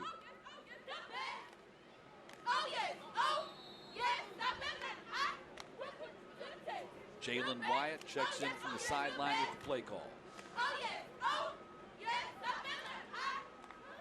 To the air, trying to run a bubble screen, and that was dropped, incomplete. Just really not in their wheelhouse right here. See if they can get back to 2nd and 6, playing in front of those chains. South Atlanta was ready for that, especially into the short boundary. Sean Sellers dropped that pass. 6'79" right there is a big young man, as you said earlier. 6'3", 355 junior Nick Howard Davis, the left tackle for Chapel Hill. Oh, what a stick right there by the linebacker. Michael Pageant barely gets back to the line of scrimmage. Let's this guy get off the block and then make the tackle. Michael Pageant, he is met right at the line of scrimmage. No gain on the play, brings up 3rd down for the Panthers. 3rd down and 10, ball at the 26. That was DeMarco Williams, their inside linebacker, 6'1", 235 senior. 3rd and 10 for Chapel Hill. Just not a lot of offense for the Panthers so far today.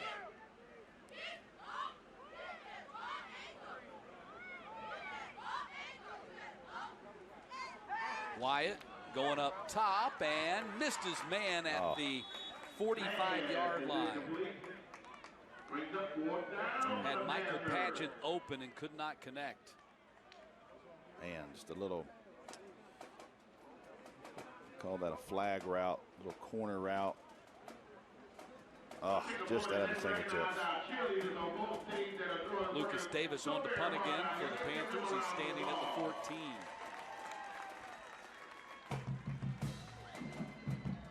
Tay Seymour and Nick Brown, the deep men for the Hornets. Great job by South Atlanta band at halftime. Nobody left their seats, man. Kills concession stand, but they were ready to sell some hot dogs. Yep, good job. Line drive kick, and Seymour watches it bounce past him out of bounds at the 38. That's where South Atlanta goes back on offense.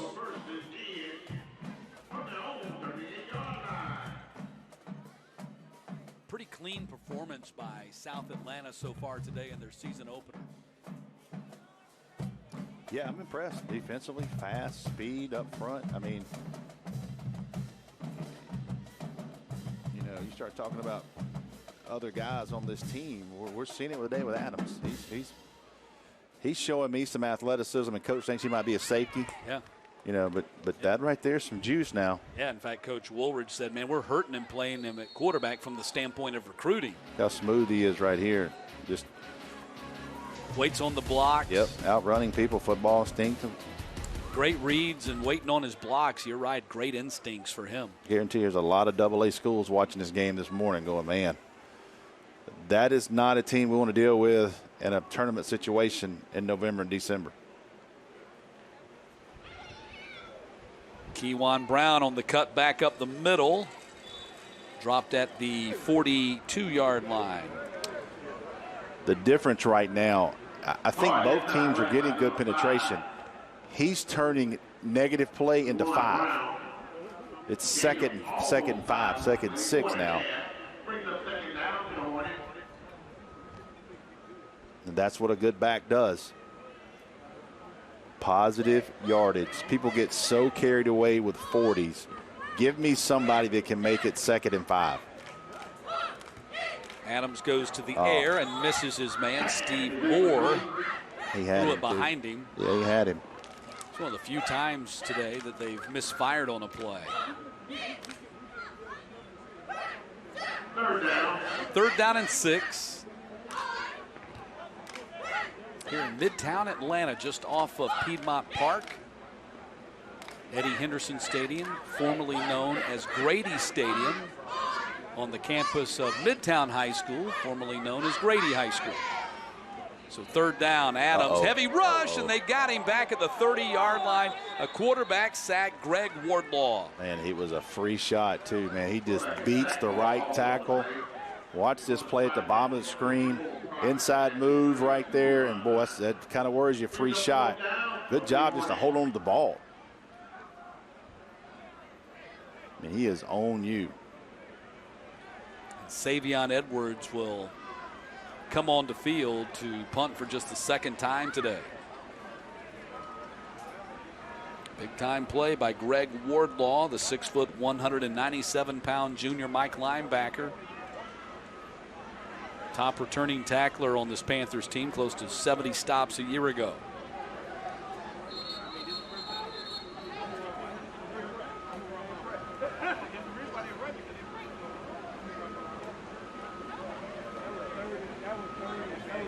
Ja'Kai Roberts standing deep for the Panthers. Oh, it must be some chatter going on because he throws a flag right there and then looking at the South Atlanta players. Coach is not going to like that.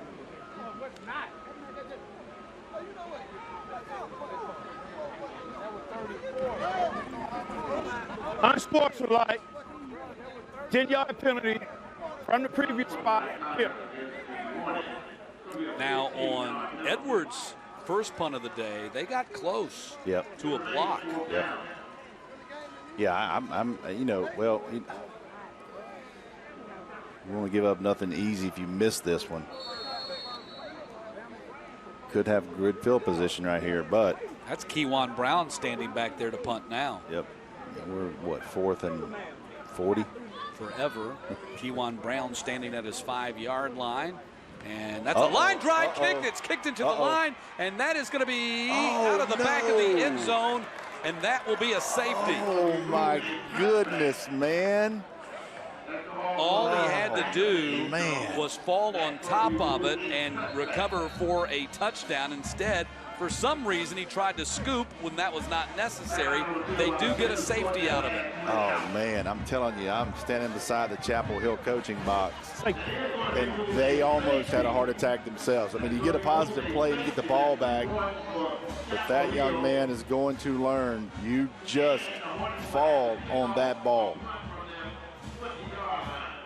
Man, high school, you know what, it's young kids and heat of the moment, and they had a big play there. It happens. Well, that was Jalen Kelly. They get the safety out of that play, so it's now 18-2. And I'm reticent to call it a block punt as much as it was just Kewan Brown kicked it into the back of his line. So South Atlanta, I did the same thing you did earlier. South Alabama, the one thing we know they got issues with is the punt game. Yes. Savion Edwards nearly had his first punt attempt blocked, and then Kewan Brown kicked it into his line for a block.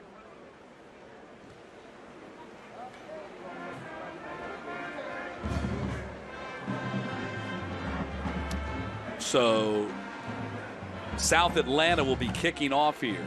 They have the option of the free kick from the 20. They can punt it or they can kick it off the tee. looks like, let's see what they're going to do here. So give 2 points to Chapel Hill.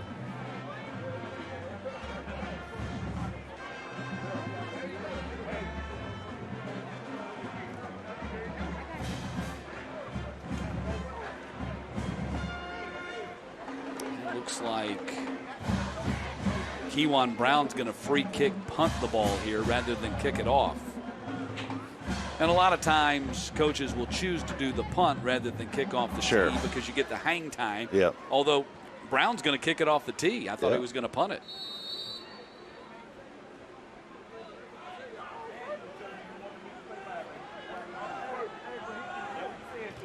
Tell you what, now they're going to have to work on special teams. You're 100% right. That is something that will kill you in playoffs in a tight game. Well, they've lost 5 points because of special teams today. They've missed 3 extra points, counting the 2-point conversions they didn't convert. So they've lost 3 points that they should have had, and now they've given away 2 points on a safety. All of that was special teams mistakes. So the kickoff, line drive kick, going to be taken by Roberts at the 30. Ooh, they cover. Roberts, 18-yard return up to the 48, so good field position for Chapel Hill. I tell you what, they were coming down the field in a hurry to cover. So let's see if Chapel Hill can gain some momentum off that safety and put something together here offensively. Yep.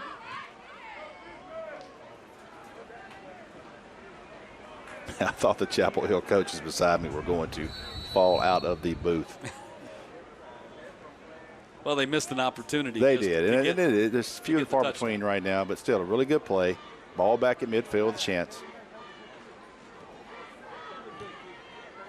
Handoff goes to Shannon. Ricky Shannon follows his block, Good and job. Shannon gets about 5 yards on the play. There's the counter we were talking about. They had some success off the tackle. You pull the guard and tackle. That is what they have kind of hurt South Atlanta with a little bit a few times today. Now you've got options. Make them respect you on the outside. It may free up some of that on the inside. See what they do here, what formation they come back in. 2nd down and 5.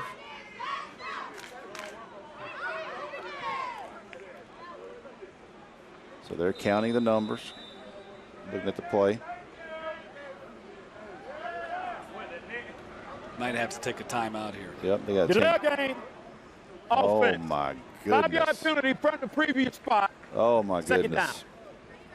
You got 2nd down and Oh 5. my goodness. You're across the 50-yard line. Chance to do something positive here and then take a delay game. I mean, just drive you absolutely nuts. And listen now, that's something you got to prepare for when you run your quarterback to the sideline every play. Yeah. You know what I mean? That's That something takes some different. time. That takes some time. Yep. Takes some time. So back to 2nd down and 10. Same formation, so probably the same play. But yep. running Shannon exact same this play. time he gets stonewalled. Yep. Lost yardage on the play. They were ready that time. Got them on 1st down. They didn't get them on 2nd down with this play. Come right back with the counter. See guard tackle, 77, 79 pulling. But they showed on the edge, and that's how you defeat that penetration. DeMarco Williams teaming up on that tackle. Now it's going to be 3rd down and 13. And those penalties are back breakers. When you're a wing T offense, it is a back breaker. If they pick up 5 or 6 here, I think they got to go for it. Yeah, there's 5 minutes left in the Yes. 3rd quarter. Yes. And you're still down 2 touchdowns and 2 two-point conversions. Wyatt throws, and it's going to be caught at the 49-yard line. Going to be short. We'll see if they do indeed go for it. That was the first pass they've been able to get to Aaron Redmond, their tight end. A little quickie route right here. Tight end comes out the backfield. They're going to punt. One punt. Kind of surprised by Yeah, that. me too. Yeah, ball there, a little momentum. Defense hadn't played bad. But the delay of game penalty was just an absolute killer for them. Yep. Cannot play behind the chains in this offense. Nick Brown is standing deep for the Hornets back at the 16-yard line.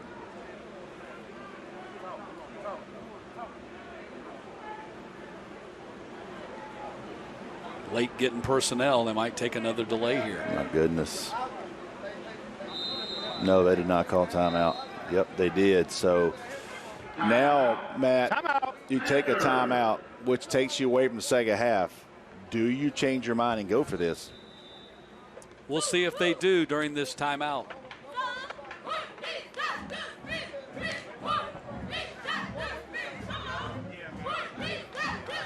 We press on for you.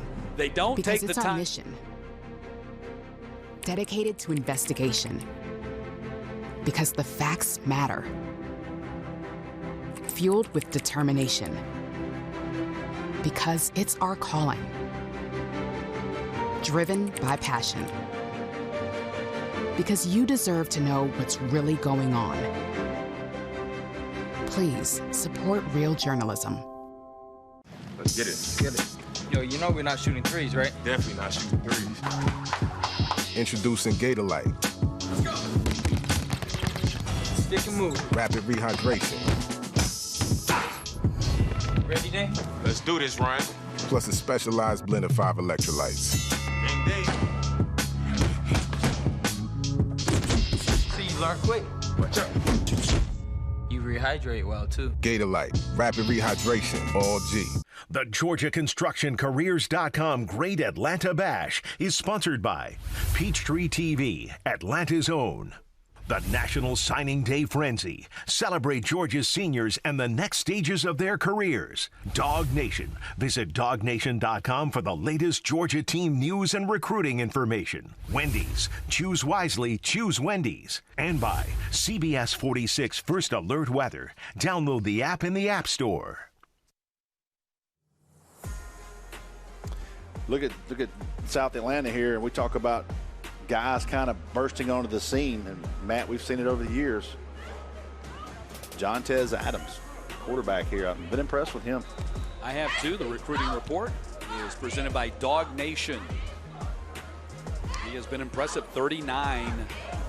39-yard touchdown run, 44-yard touchdown run, playing both ways, playing quarterback and playing safety for the Hornets. And people like ball skills.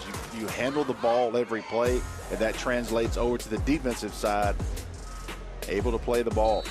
Now help me out. They should have taken the timeout on 2nd and 5 to avoid the delay of game, but then they burned the timeout on 4th and 6 and punted away. Yeah, that's early season kind of issue there, and that's something I guarantee Chapel Hill will say, listen, somebody's got to let us know here. We've got a million things going on, guys trying to call plays, but somebody's got to tell you, Coach, we're low right here. We got to take this timeout. We don't want to take it on 4th and 7. Yeah, and then punt. Yeah, then punt. I mean, you could have taken the 5-yard penalty and just backed it up another 5 yards and did what you did right there. Yep. So, I mean, it was just, you're right, early season mistakes, but that 2nd and 5, you're set up there, you're on the other side of the 50, got a little bit of momentum. Call the timeout there and don't take the delay of game there. End of the day there, you're spot on. The penalty killed that drive. Your 2nd 5, momentum, and you get that penalty backbreaker. And now South Atlanta has the ball back. Keywan Brown sheds one tackle, bounces off another man, and down the sideline, still on his feet. Long, strong run by Keywan Brown up to the 50-yard line. Yeah, you want to watch him inside the box, okay? Watch the move here. Watch this stop and start and accelerate back to the edge. Broke a stiff arm there. That was our man, Kamani Zachary. He stiff arms too. Yeah, Zachary's not built to tackle that guy. We're just covering. Oh, I mean, he's almost 100 pounds lighter than. Yeah, we're worried covering on our man Zachary. But I mean, I give him credit for having the guts to go up there and try to make that. No doubt. Just great job, great vision, and running there by Keywan Brown. 1st and 10 from the 49. Brown gets it again. He's getting lathered up across the 40. Zachary trying to get him out of bounds. Cannot. Inside the 10. And let's see where they're going to spot him out at the 14. I'm going to tell you right now, Matt, he looks got a little more juice to him. Yeah. He looks like he lathered up. He is lathered up. He looks faster this half than he did the first half. He's got a stiff arm, too. I tell you who he just had to wake up. It was a 10 a.m. start. With his hair and his style, he runs like Isaiah Crowell. Exactly what I was going to say. He runs just like Isaiah Crowell. He's got that kind of lean and that stiff arm that Isaiah had there coming out of Columbus. South Atlanta in the red zone, presented by Gordo's Cheese Dip. South Atlanta looking for a knockout punch here if they have not yet already delivered it. And the ball is fumbled. Let's see who got on top of it. I think South Atlanta avoided disaster there. Going to be a loss of about a yard and a half, maybe 2. Jet sweep Yep. and just hit off the thigh Yep. of the back. Jontez Adams was able to fall on top of it. Can't tell if the snap was off, but when your snap's off on a play like that, the timing's in a bad situation. So 2nd down and 12. They can pick up a first down around the 5. Jontez Adams right up the middle. Another touchdown run for Jontez Adams. We got some scuffling going on here after the play, I believe.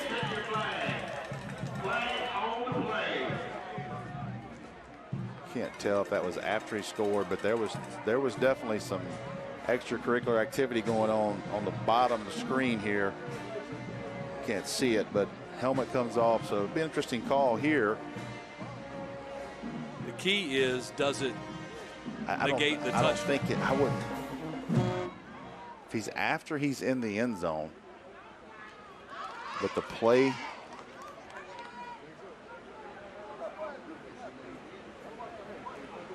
They haven't moved the sticks yet. Yep.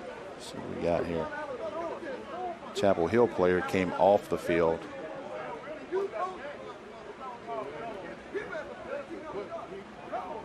After the play, personal foul, defense. That penalty will be assessed on the kickoff. Okay. The touchdown is good. Okay. Yep. 3rd touchdown run of the day for Jontez Adams, and it is a 24-2 lead. That's why Chapel Hill took him out then. That was number 15, Josh Young, I believe. Or was it 2? It was 2. It was 2? Yep. Shaquille Roberts? Yep. Got a little high on the play. Again, the frustration sets in a little here. Play like that. My apologies to Josh Young and his family. I mean, his mom now. I don't need those DMs. I do not want to get on her bad side. One of the best tweets I think I've ever got. Daquan White tweet me after the run. That's said right. I talked so good about him last week at the Rome game. His grandmother was going to make me a cake. Well, let me know when she does, I told him. So that I'll be with you when it's delivered. I told him, Daquan, Grandma's on the hook now. You start talking about grandma cakes, that's a different level. So going for 2 here. And Keywan Brown going to get it. Yep. Right up the middle. 2-point run by Keywan Brown, and it is 26-2. You know how things turn quickly there. It's 18-0. You have a bad special teams punt. If you pick that up, it's 18-6, 18-7. Unable to convert, have a penalty, miscalculations there with your timeouts. The next thing you know, Matt, you're down more than 3 touchdowns. That's how quick it can snowball on you. South Atlanta has outscored Chapel Hill 14-2 here in the 3rd quarter. Really have kind of changed the game. Take a look at the scoring summary. Rate of pass management. Tell you what, we're going to make a Gordo's call to the bullpen from lunch after this one. No doubt. 75 yards, 4 plays, 16-yard touchdown run by Jontez Adams. It was all set up by Keywan Brown. He had 2 big runs to set this up right here. Yeah, these 2 guys here, 3 and 5, are going to be a problem. And I have been impressed with him playing quarterback. So ball sitting at the 45-yard line. My rule of thumb is anytime you're kicking on the other side of the 50, onside? You're onside kicking. Yeah. Let's see if they hold the same philosophy. Or just kick it 190 miles an hour at one of these up front guys and see if they can See how bad they really exactly. want it. Yeah. See, how try bad they to really want it. bang it off the body of one of your up front guys. Let's see who's going to take the kickoff here for South Atlanta. Looks like Raylene Magby, number 50, their center and defensive tackle, is going to take the kickoff. I think we might have auditions going on right here in this game. They're looking for someone who can do it. Or maybe he's their onside specialist. We had a 61 as a tight end last night who ran a pass route. Interesting. You don't see 61 on the old pass route a lot. Old drag route coming in tight end. I didn't even know that was. Well, they had to announce it. They had to announce it. Yeah, they had to announce it to the other team. Yeah, but don't see 61 on the crossing route. Here is the kickoff. He's going to kick it deep, and it's going to go into the end zone. Let me tell you what he just did. He wanted that kickback. He wanted that touchback for his stats. So is he the clubhouse leader for the kickoff duties at this point? I mean, look at him. It's a touchback, Coach. Hey, Coach. Doesn't matter if it was 45 yards. It's a touchback. So Chapel Hill goes back on offense from their own 20-yard line. In desperate need of something good to happen to him here.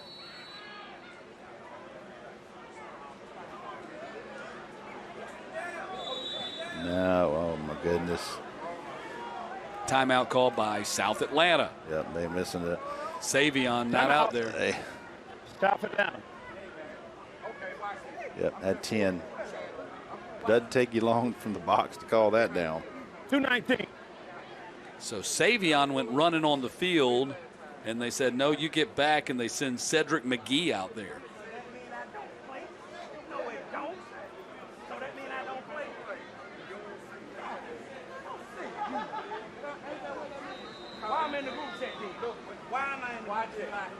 I'm digging on Savion's shoes, though. Yeah. Yep. Got the purple.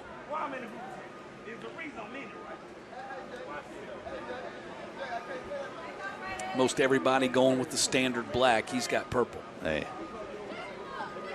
I'm just glad we can see these numbers by the grace of the football gods, because I was a little worried, as you were. Oh, I'm still struggling. Pre-game. I've had to bring out the binoculars. This is like back my radio days. I'm calling the game with binoculars. Here we go. Nice job. Yep. Colby Crawford on the run for Chapel Hill and a pickup of about 5 on the play. Yep. Good job there, blocking down. Down, kick out. Running back comes in behind all of that traffic. 2nd down and 5, under 2 minutes to play here in the third quarter.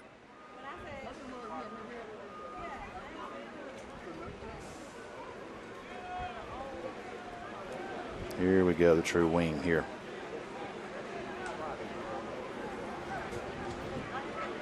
Yep, quick trap, not working. They haven't gotten a lot of mileage. They've tried that quick trap. That formation they're using there is better on the edge, that counter. You'll see this 78 is going to pull. See that? He's going to trap that guy. Unfortunately, guys are falling in that gap behind it. It was Rod Payne on the carry to Marco Williams in on that tackle, along with Devontae Warren, number 10. I didn't think I'd ever say 32 quick trap the rest of my life, but I just saw it. I tell you, after watching Fellowship Christian with a fullback last week and 32 quick trap, there might be hope for football. Not everybody's running spread.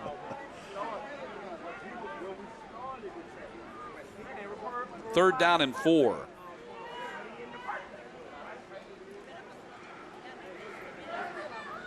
See, that's the play there, even though they don't get it. But Jakari Williams on the run. Yep, had a little better success on the edge. Listen, it's been sloppy for Chapel Hill, but I'm telling you right now, this is the type of team, Matt, that you go back as you do your rankings later in the year and you go, hey, that team ended up 6-4. That team won some games and they got better. Because defensively, I think they've got some – they fly to the ball. They got some guys. Yeah, they've just got to get it synced up. They're playing a team that, hey – has it synced up. Nobody in the state of Georgia's got them number 1 but you. And I'm telling you right now, they have not disappointed. They've gotten better as the game went on. They're definitely going to have to clean up the special teams. Special that is something that the punt in particular. Yes. That was the final play of the third quarter. And we've got 12 to go here in game one of this triple header in Midtown Atlanta. South Atlanta in command, leading Chapel Hill 26-2.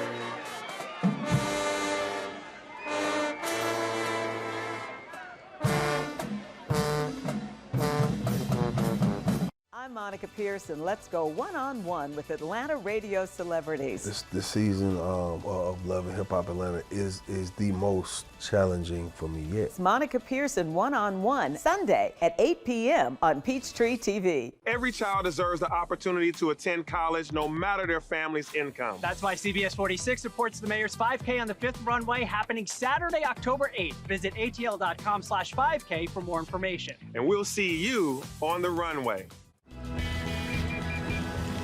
Wait till you see me on the downhill. See you at home. Enjoy advanced safety at the Lexus Golden Opportunity Sales Event. Get $1,500 lease cash toward a 2022 RX 350. Did y'all know there's more to love at Popeyes than chicken? Well, the new Popeyes Hush Puppy Shrimp is here. With 8 pieces of our tender butterfly shrimp covered in a sweet and savory cornmeal crust. Try them now for just $6. When we shed artificial expectations and choose a simple path, we feel free. Siggi's Skyr, full of protein, less ingredients, less sugar. Less sets you free.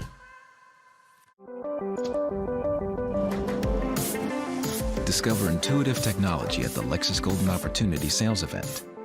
Get $1,500 lease cash toward a 2022 ES 350.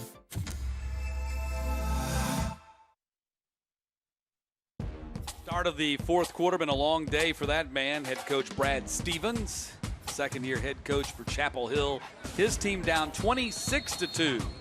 As we start the fourth quarter, Matt Stewart along with Rusty Mansell. Thanks for joining us. This is game one of the triple header here in Midtown Atlanta. It is going to come down at the 49 and bounce out of bounds, and that's where South Atlanta will go on offense to start this fourth quarter, up by 24 points. Solid season opener for the Hornets, outside of the mistakes they've incurred in the mainly punting game. I tell you this, with what they've got coming back in Double-A, I mean, they got ring aspirations. I mean, they're a serious threat to play a couple blocks over in late December. Returned 20 of 22 starters from a year ago. Kewan Brown, one of the top running backs in the state, committed to Purdue. And this quarterback here, Jontez Adams, has been the big eye-opener for me today. Yep. 3 touchdown runs for him. Look at that speed right there, that burst. Kewan Brown shifting through the defense, dragging defenders behind him, picks up close to 9 on the play. He makes nothing, and I mean nothing, turn into 9. Right here, watch this. Counter, they're on him right there. I mean, watch this. 2, 3 guys, 4 guys, 5, 6, 7 guys, 8 guys. Yep. 8th man finally got him on the ground. 8 guys to touch him, to turn that into 9. I mean, it was nothing, maybe a yard or 2. Cameron Ashton, the safety, was the man who finally, the 8th man to get there to finally get him on the ground. That's Summerall. Yep. Summerall, big run for him all the way down to the 19-yard line. And that's the play they fumbled that snap last series. They come back to it this time. Snap good, timing good. I like this. Just give the ball to your guy. Look at Kewan Brown blocking there, but you get your guy the ball in space. We don't have to overthink it. Let's let our athlete out-athlete your guys. South Atlanta in the Gordo's Cheese Dip red zone. And, you know, TJ Summerall is not a bad Robin to Kewan Brown Batman, is he? He's got some burst. Ball lying on the 20, 1st and 10.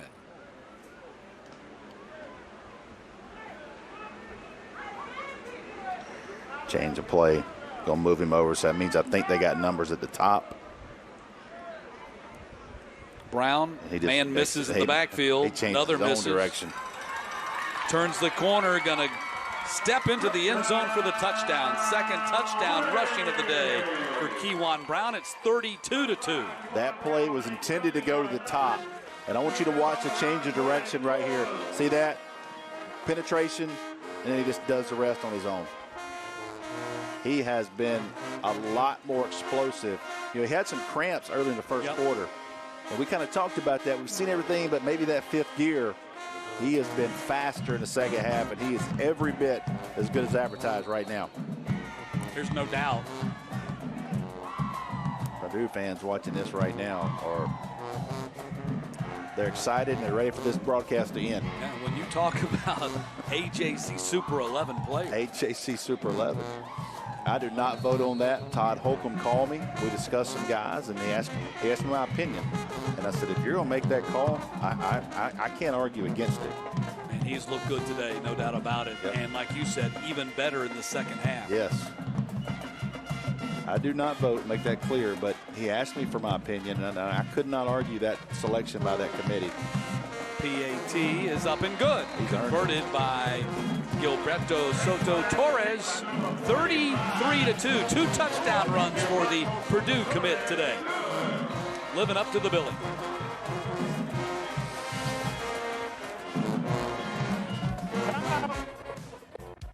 SMART is sheet metal, air, rail, and transportation. We fabricate and install HVAC systems, ductwork.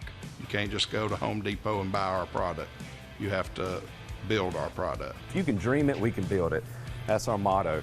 Our sheet metal workers are really proud of that work. They want to look back and go to a Falcons game with their family and point up to show what they did. Sweetheart, please don't forget to wear your seatbelt. I got it, Mom. It's a really nice day, living in the right space. Breathing your grace, got me feeling some kind of way.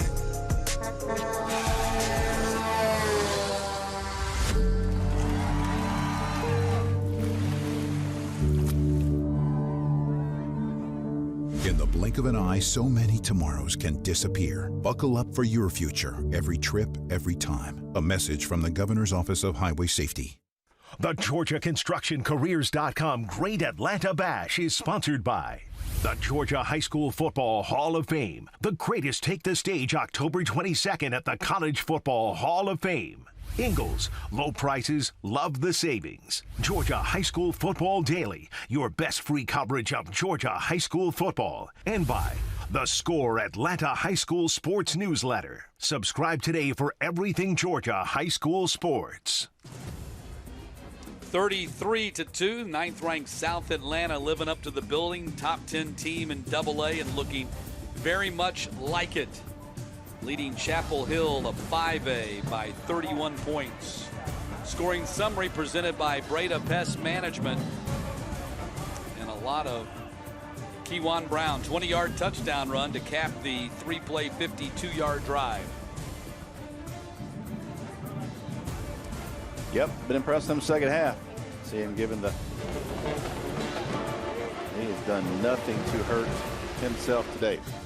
Got the Carver Panthers, 2021 3A state finalists warming up in the end zone. I mean, how good a guy is Coach Miles? I mean, Darren Miles, he's a straight shooter. You know what I mean? He'll tell you, when you call him about a kid, he'll tell you, look,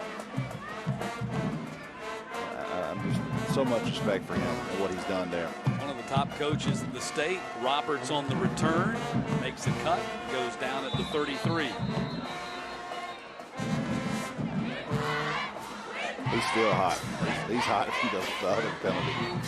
A lot of feistiness out there right now. Yeah. Frustration setting in early in the year. That band did a great job at halftime. Still playing, as you said, they played the whole entire time. They get off the bus plane, and they'll get on the bus plane. That's right.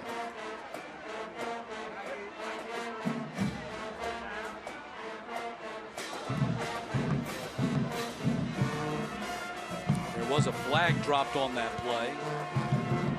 Unsportsmanlike, I think. See if they. I think that's what he said. Unsportsmanlike. And they picked him up. You saw him pick his foot up at the end and kind of gave him a little extra after he was down. after the play, unsportsmanlike offense. 15-yard penalty from the end of the run. So Coach Stevens First was down. arguing he retaliated because of that. You'll see right here at the end. Watch this. See, they got him holding his foot. Now watch what they do here. Yeah. You know what I mean? They just won't let him go, and he throws a football at him. So the second guy, you know what I mean? Second guy Yeah. always gets caught. Yep. Counter. Payne on the carry, and Payne will get about 8 yards on the play. That is something they'll watch as an offensive staff and go, what do we do well? They can run this as outside zone right here, this counter.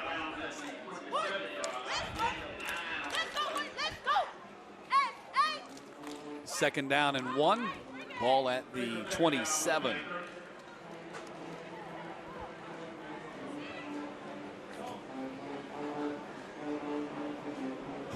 So far, this South Atlanta defense has tossed a shutout. Low snap, and Wyatt going to take a loss. If we watch that replay, watch how their defensive line stands up at the point of attack. There's no movement right here, Matt. See everybody? Everybody's stoning their guy. They're not pushing them back at all. And when you run the ball like this, you've got to move bodies, and that defensive line from South Atlanta has won that battle up front all day today. That was Jontavius Stuckey, the 6'3", 195 junior defensive end, making the tackle. Now 3rd down and 4.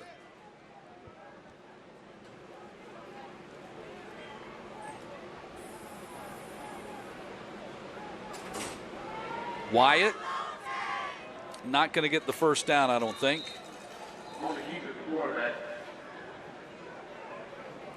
So it's going to be 4th down. Big day by the South Atlanta defense. Savion Edwards been in the backfield all day. The fumble recovery that led to the 2nd touchdown of the day for South Atlanta. And just as good as they are on offense, this is where they worry you too. Speed on defense, penetration, got big bodies up front. They're going to say that it was enough for the first down. So first down for Chapel Hill. Timeout. Timeout, South Atlanta. So South Atlanta calls the timeout. Will step aside as well. 33-2, Hornets on top.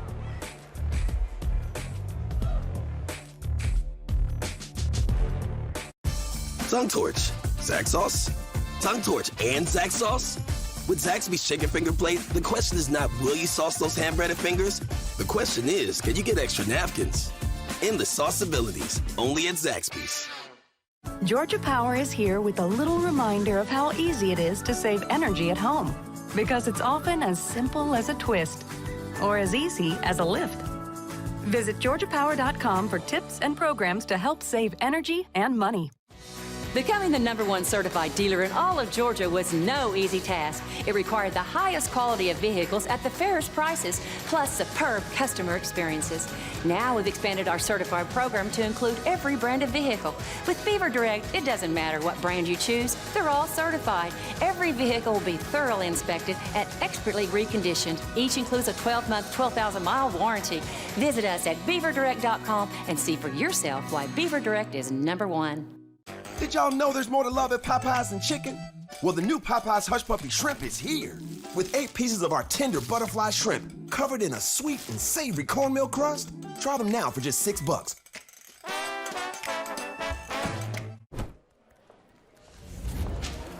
When we shed artificial expectations and choose a simple path that's made with intention, not filler, we move toward a life where we feel fuller and free.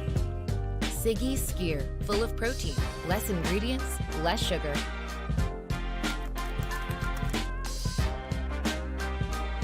Less sets you free. Zaxby's Chicken Finger Plate comes with 12 dippable, dunkable, do it any way you wantable sauces. And a plate of our hand-breaded fingers. Oh, and don't forget the napkins. Famous fried chicken, endless sauceabilities. Only at Zaxby's. 8:54 left in this one, and a 33-2 lead for South Atlanta. Matt Stewart with Rusty Mansell in Midtown. First and 10 for Chapel Hill. Ball at the 28.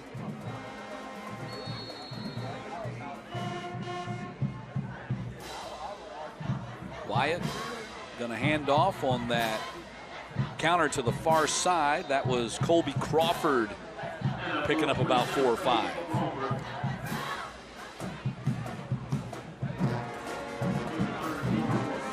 Looking forward to the next game, Matt. What you think about this one? Carver and Riverdale. Yep. That should be a great battle. Two great coaches. Yep. Number one, Darren Miles, Rodney Hackney for Riverdale. They've won back-to-back region championships.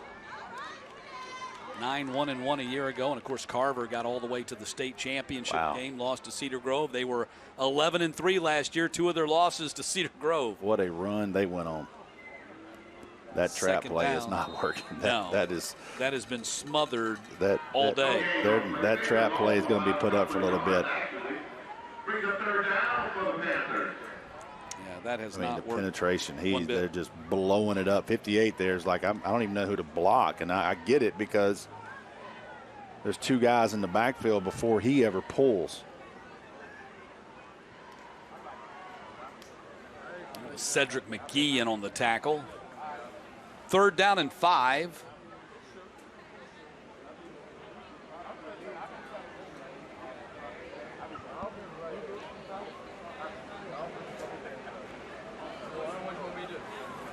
Bad snap off the hands of Wyatt. He gets crushed. Savion Edwards crushes Wyatt back at the 25-yard line. Man, he ran right back into him. He beats a double team, and oh my goodness. Oh. That gives you a little vibe of that Jadeveon Clowney Michigan game. It does, except the helmet didn't go. The helmet didn't come off, but that's how quick a defensive lineman just absolutely blows up.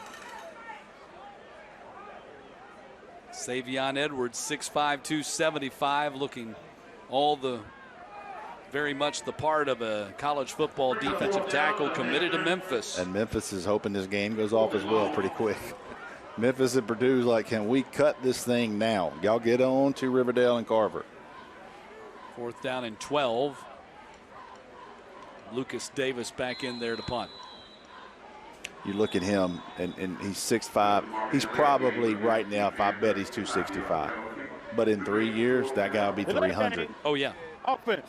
And that's how you get somebody from Memphis that gets drafted, and people go, well, how'd that happen? Do a great job of that here.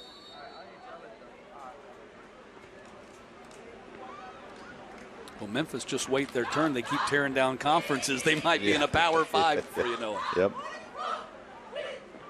Who knows how all that's still going to shake out. Line drive kick from Lucas. Going to hit at the 48 and fielded on the hop at the 44.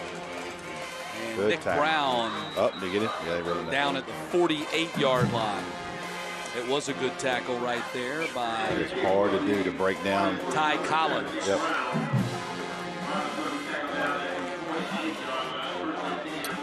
Kewan Brown, the 3-star committed to Purdue. How about his day? Yeah, that gear right there is the one that we had saw in the second half that didn't really quite see. And again, he was cramping some early. But you've seen a different back in the second half, and I'm telling you, he is every bit as good as advertised. And his body lean and the hair out of the helmet, man, it gives you all kind of Isaiah Crowell vibes. It does. A Crow. Although when on your commitment day, of course, Isaiah pulled out the Bulldog pull the puppy. Bulldog. I don't know if he's going to pull out a drum. What you going to pull out, a Boilermaker? Big drum. He committed back in June. That was an all-timer to pull that puppy out. It was. That was ESPN. I mean, it was the entire country watching that thing. And Kewan Brown, for one of the rare times today, gets stopped. That's Greg Wardlaw. He's had himself a good game for Chapel Hill, that Mike linebacker position. I follow Isaiah because I've covered him, so many years and follow him on social media. He's got a little son that's going to be a baller. Game's key first down presented by the Atlanta Journal-Constitution. Big strong run by Kewan Brown that set up their most recent, actually 2 touchdowns ago. The 3rd touchdown run by Jontez Adams late in the 3rd quarter.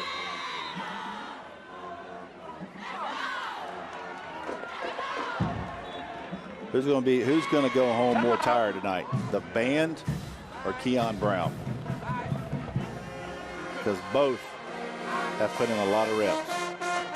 So a timeout called here. 5:23 left on the clock.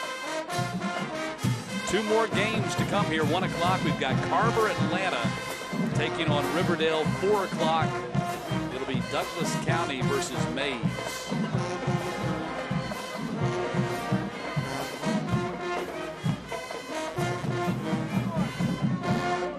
I believe all our teams coming in have already had pretty big wins already. Riverdale rolled over North Clayton. Yep. Carver, Atlanta beat South Cobb. Douglas County steamrolled county rival Lithia Springs. I'm excited to watch Johnny White's crew. Mays, under first-year head coach Tony Slayton, got bumped up from OC when Nikita Battle took the Dutchtown job. They beat Douglas 35-0. There's a lot of things I want to see, but at some point today, we're going to get a camera in that Georgia Careers Construction mobile unit down there. We got all the air-conditioned TV set up, and Randy has got our crew taken care of down there today in the end zone. Adams still in there at quarterback, going for the home run, and it is caught inside the 25-yard line. My goodness, ball control. TJ Summerall. Watch him. People talk about ball skills. This is what people mean. Watch him turn to go back and get this. See that? And able to bring it in. Did a split, too. The ability to track that ball and turn your body back. So 1st and 10 for the Hornets at the 21. Yeah, TJ Summerall's another one of those guys. We talked about the prospects when the game started, but TJ Summerall, Jontez Adams, those are guys that have turned our heads. Yep. Those are the guys that make this game kind of fun, because you come in, it's new in the season, and you're like, well, who else do they have? Well, we know they've got those guys. Flag out on the run here by Kewan Brown. There's patience and there's the difference. I mean, he nearly came to a stop. Chapel Hill's gassed. Holding, offense, 10-yard penalty from the spot of the foul, first down.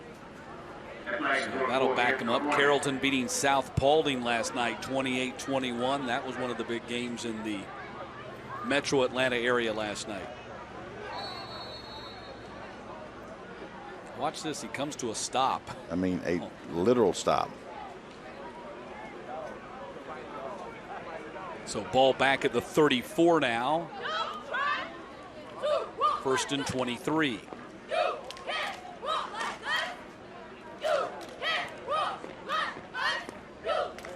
Jontez Adams going to load up and go for the end zone. Jump ball in and out of the hands of Nick Brown at the 5-yard line.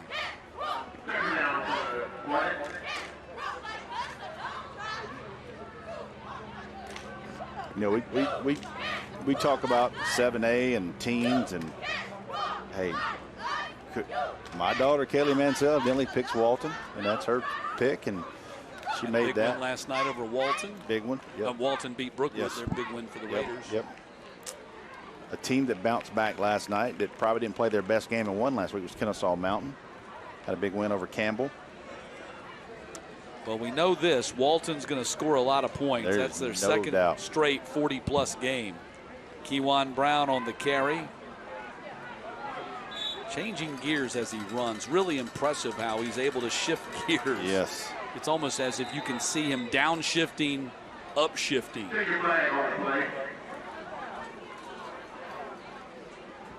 Sloppy here at the end. I think they got holding there on the wide receiver.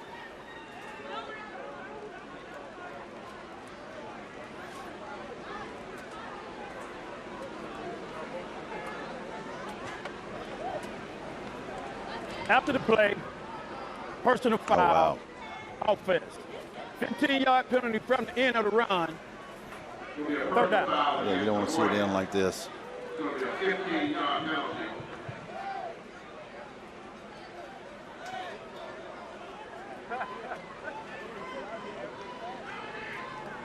See Michael Woolridge signaling to his players, say, look, you got to be smart, pointing to his head, got to play smart.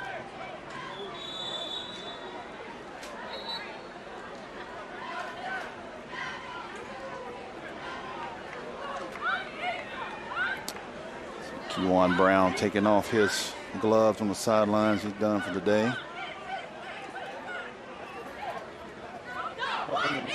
Timeout. Impressive performance by Kewan Brown.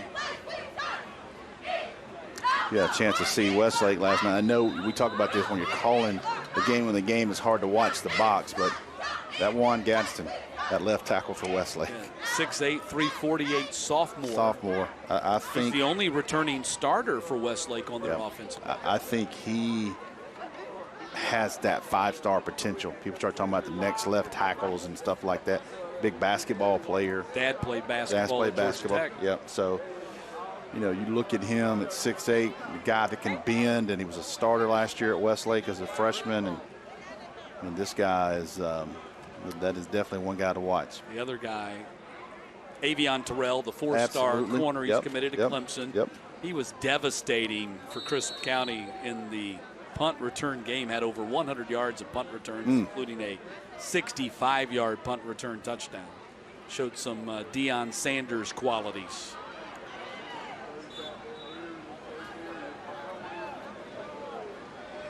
Hornets getting a little deeper on the depth chart here. There's Malachi Kemp, freshman running back, toting the ball. Next one up here. Did a game here last night, obviously, with Brandon Adams, and we got to talk about the history of this stadium and people. And you brought it up again this morning, Irk Russell, state championship here. Grady High School back. Grady High School. Might have been 1953 or 55. 53, yep. Elijah Hunter is now in there at quarterback for the Hornets to wrap this one up as we come down to 3 minutes left in the contest.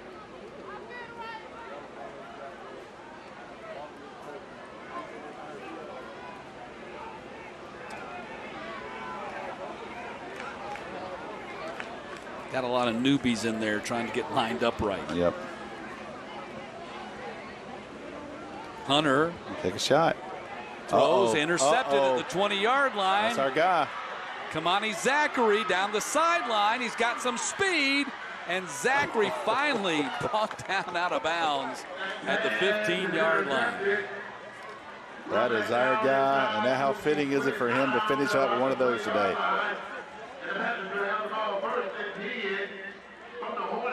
Of all the plays he made today, this was the easiest one. It was right to him. Just turn around and start running. Kamani Zachary, the 5'5", 126-pound senior corner for the Panthers with their biggest play of the day, easily. Takes a shot right here. Yeah, Elijah Hunter, the quarterback, wasn't happy about throwing the pick. Just slung him to the ground like a rag doll. So let's see if the Panthers can finish this game on a positive note and score here.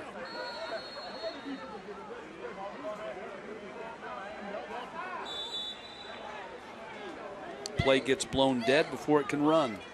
Offsides on the defense. Encroachment, defense. 5-yard penalty from the previous spot, first down. Time now to take a look at our Mechanical Trades Institute play of the game.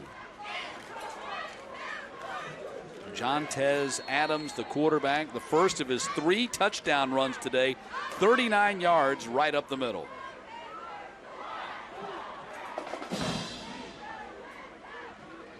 Congratulations to Jontez Adams. What a performance by him today in his first varsity start. 1st and 5, handoff goes to Williams. Jakari Williams, pardon me, trying to turn the corner. And he gets stopped at the 14-yard line. He got 1 on the play, brings up a 3rd down and 4.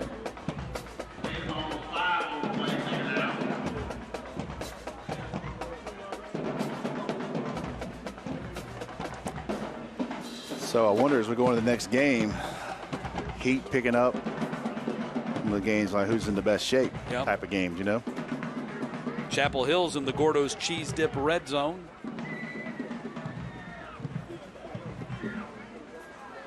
think I said 3rd down and 4. It's 2nd down and 4. For getting that penalty on 1st down that made it 1st and 5. Running a sweep. Crawford going to get stopped at the 14-yard line, just getting back to the line of scrimmage. Got a man down for South Atlanta. Yep, call that buck sweep. Means everybody's out in front. Timeout. Brad Stevens is the first guy out there. Their former coach, who's now the coach at Chapel Hill. Great show of sportsmanship, like we said earlier. Sure. He remains very much connected to these players. That's John Tavius Stuckey who got shaken up on that play.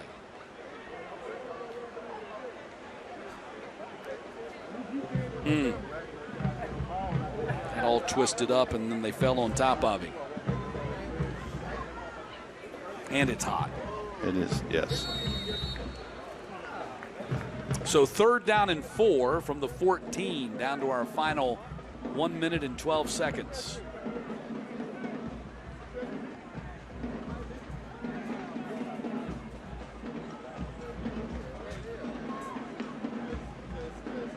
Shannon gets the handoff, trying to get to the outside. Going to be stopped short of the 1st down. Going to bring up 4th down.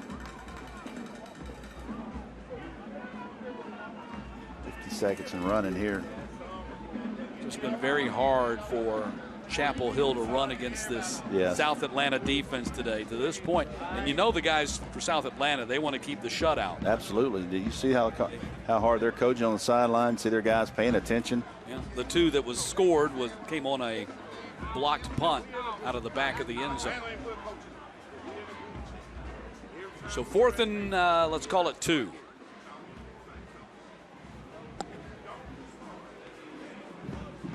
Play action, quick pass, and it's caught down to the 3-yard line. They're going to have to hurry. Got 10 seconds left. They call timeout. Yep. Aaron Redmond with his 2nd catch of the day. They call timeout. Clock is stopped with 10 seconds. They ran that play earlier. A little tight end pop pass. Chapel Hill trying to punch it in here and score a touchdown before they leave.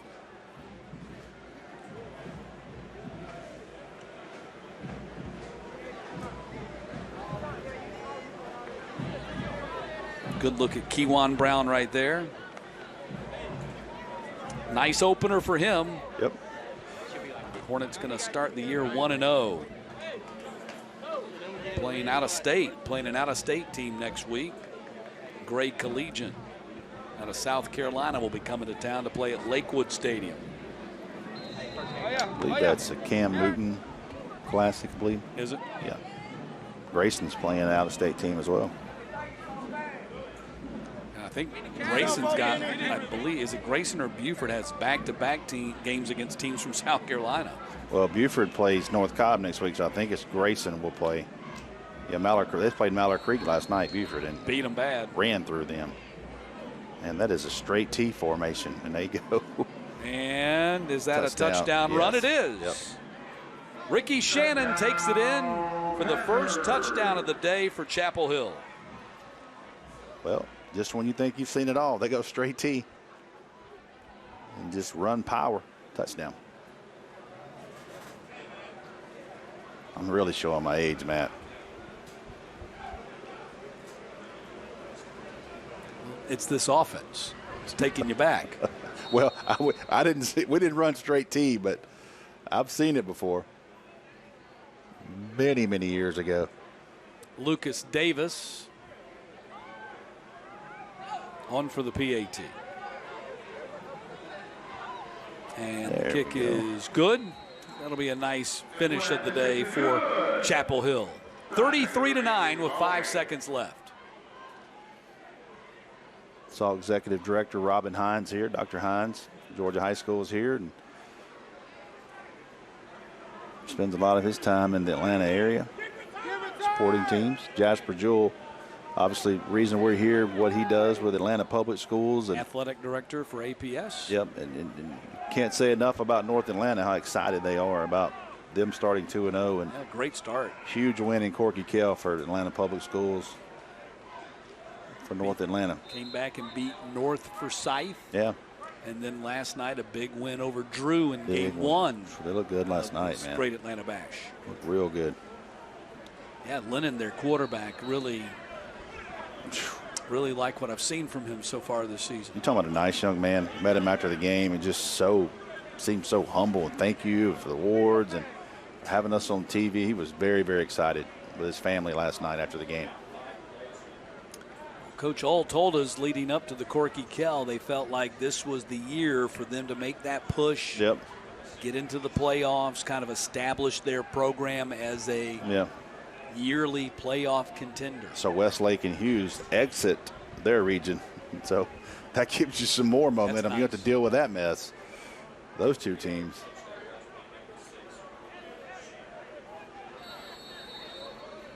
Langston Hughes is going to be a tough out in 6A for anyone. It's going to be hard for anybody to beat Langston Hughes. It's going to be a tough out.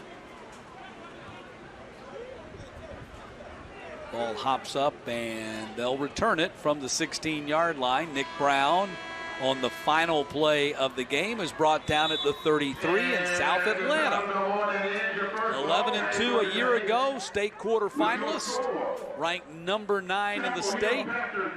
Opens the 2022 season with a resounding 33-9 victory over Chapel Hill. Impressive. AA football in the state of Georgia is on alert. South Atlanta is a threat. No doubt about it. Jontez Adams has a big day, rushes for 3 touchdowns, including scores of 39, 44, and 16 yards. Kewan Brown, the Purdue commit, is every bit as good as advertised. He rushes for 2 touchdowns today as well. 33-9 is the final. We've got another game coming up in about 30 minutes. That is Riverdale and Carver. In the meantime, we're going to send you down to the tailgate show and Kaylee Mansell after this timeout.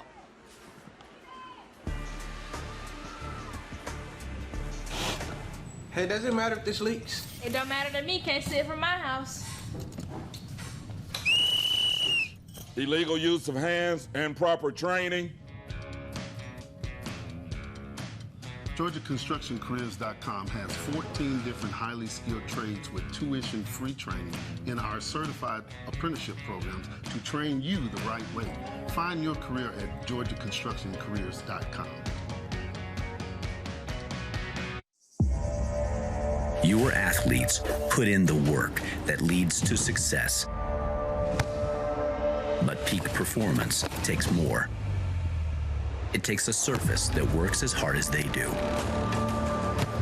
One that allows them to train effectively and safely so that when the lights come on, they're ready to win. You bring the vision, we'll bring it to life. Sports Turf. Introducing Gatorade Fit. Fitness starts from the inside out.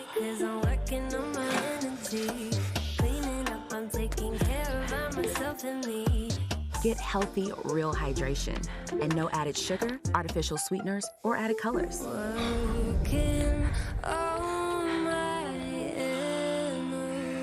Fitness starts from within. Gatorade Fit. Healthy, real hydration. All G.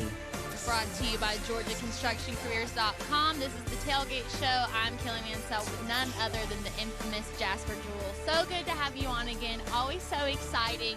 Now, when you look at your role and the role that you play within the Atlanta Public Schools, what does your week look like putting this event together? Well, you know, this actual event takes months of planning. But more specifically, you know, on the heels of the Corky Kell Kickoff Classic, which I think is the greatest thing since sliced bread, it takes a lot of planning. But one thing about it, the coaches, the kids, the principals, the communities are excited about playing in it. So it makes my job so much easier. You know, we start off on that Monday, making sure everything is ready from an operational standpoint. And then as we get a little bit closer, you know, we have coach interviews, things of that nature. everything just falls in line. And here we are on this wonderful Saturday, getting ready to play some more good football. Absolutely. Before you got the chance to come over here, Craig Sager actually had some really good words to say about you, how you're tied not only to the community as a whole, but individuals, coaches, principals, players. I mean, you know everybody, and they know you too. So how are you able to connect with these people and not only initiate relationships, but keep them as well? Well, I think what helps me is, number one, I'm an Atlanta native, and I'm an APS graduate. So I have a lot of roots here in the Atlanta public school system and a lot of great relationships that I built over the many, many years. And it just it's second nature for me because I love people. I love kids. You know, I have kids of my own, and I have kids, all of these kids of my own. So I just love to be there for kids, and I love being a former coach. It comes second nature. I love being here for the coaches. I feel as though I have the very best coaches, particularly football coaches in the state of Georgia, arguably, and they will go that extra mile to do whatever it takes for our student athletes. Now, when you look at the future of APS athletics, what are some of the short-term and long-term goals you hope to achieve? Well, of course, you know, we always look to build on our student athletes in that order. We have a great relationship with the Chick-fil-A Peach Bowl. They have academic coaches in all 11 of our traditional high schools. So we want to continue to build that student-athlete ratio in terms of having someone there that truly cares about the kids.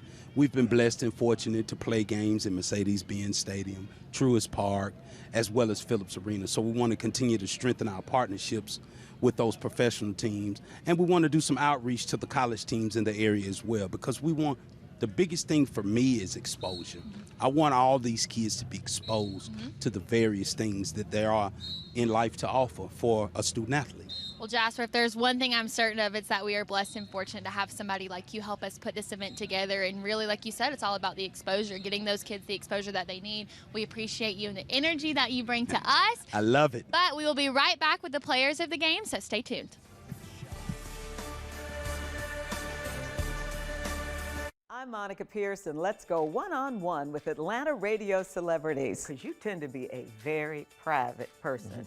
She is so in my business. Okay. I'm learning today. Plus, from radio to reality TV, Young Jock gets personal. This season of Love and Hip Hop Atlanta is the most challenging for me yet. The next Monica Pearson one-on-one, Sunday, August 28th at 8 p.m. on Peachtree TV.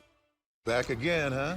You must love losing. You're buying the next one. You gotta win one first. Okay. Mix and match your two favorites for $3.29 at any size soft drink for $1. Ba-da-ba-ba-ba. It's time to amp up the fun at your local Ford dealer during the final days of the Summer Supercharged sales event. You still have time to lock in your order on select Ford vehicles, and we'll lock in your rate. Even if rates go up before your order comes in, you're protected. So stop by your Ford dealer today during the final days of the Summer Supercharged sales event.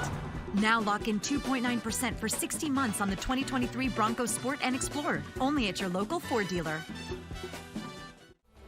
Interest rates are rising, but not at Rooms to Go. Our interest rate is 0 right now during the Rooms to Go Labor Day sale. Shop living rooms, bedrooms, dining rooms, and pay 0% interest for 60 months. So you can get the furniture you want now and spread the cost out over 60 easy payments. Get beautiful furniture at great sale prices. No interest, no hidden fees, no worries. During the Labor Day sale at Rooms to Go. Not every child has books of their own, and many aren't reading at grade level.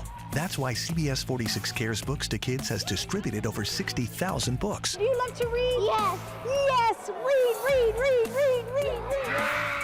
And we need your help to continue putting books into the hands of kids in need. Join us this Friday at Dunkin's 200th store opening in Cumming, Georgia. Make a donation of any amount at the register and get a free donut. Donating just $5 will put 5 books into the hands of a local student. Every child deserves the opportunity to attend college, no matter their family's income. That's why CBS 46 supports the Mayor's 5K on the 5th runway, happening Saturday, October 8th at Hartsfield-Jackson Atlanta International Airport. We're closing down the runway early in the morning to raise scholarship money for students who face financial barriers. Visit atl.com/5K for more information. And we'll see you on the runway. Scan the QR code now to register. Back again, huh? You must love losing. You're buying the next one. You gotta win one first. Okay. Mix and match your two favorites for $3.29 at any size soft drink for $1. Ba-da-ba-ba-ba. Welcome to the Tailgate Show presented by GeorgiaConstructionCareers.com. The wait is over for South Atlanta. They kick off their season with a big win over Chapel Hill. I've got two of the three D1 guys with me right now. Our offensive player of the game, Kewan Brown, our defensive player of the game, Savon Edwards. Now, you guys were both part of that core cast coming back, the 20 returning starters, but I would say you led the defense last year. You had the 31 tackles for loss, over 100 tackles. Then we know the 38 touchdowns you had last year, 50 over the last two seasons. But let's just talk about today's game. Kewan Brown, our offensive player of the game. How'd your team come together? What'd you see out there? And just talk about those two touchdown runs. We just played as a team. It was just, we was family. We clicked together this game. Last game we had a hard game. It was just a wake-up call for us. We just had to come back, play as a team, and just keep going. That's right. And you guys, your first drive kind of stalled early. You didn't get points on the board, but then you guys came out strong in that third quarter. Just talk about some of the adjustments you made and just how you guys refocused at the break. We just had to wake up. Coach had gave us a little pep talk. He just had to wake us up, and we just came out and played our game. And then defensively, Savon Edwards, you were disruptive. That's the word that Coach Woolridge used to describe you. I mean, what did you see out there physically? Just week one, being able to get that defense and have a really solid effort against Chapel Hill. I don't know, just staying focused and executing, basically. And you aren't wearing shoes right now, guys, so he's not even wearing cleats, and you can tell he's pretty tough. I got one of my cleats. Okay, he's got one on, but yeah, 6'4", 260 pounds. We talked about your season last year. You're going to be playing at the next level, but just physically, what are you bringing to this South Atlanta team this year? What's the overall mindset of this defense? Raw talent and execution and just raw, everything raw. That's right. Well, South Atlanta certainly impressed in their debut. You guys have high expectations this year. You guys are trying to win the whole thing. We shall see, but what a great effort to open up today's triple header, and we'll be back. Sure. Sweetheart, please don't forget to wear your seatbelt. I got it, Mom. It's a really nice day, living in the right space. Breathing your grace, got me feeling some kind of way.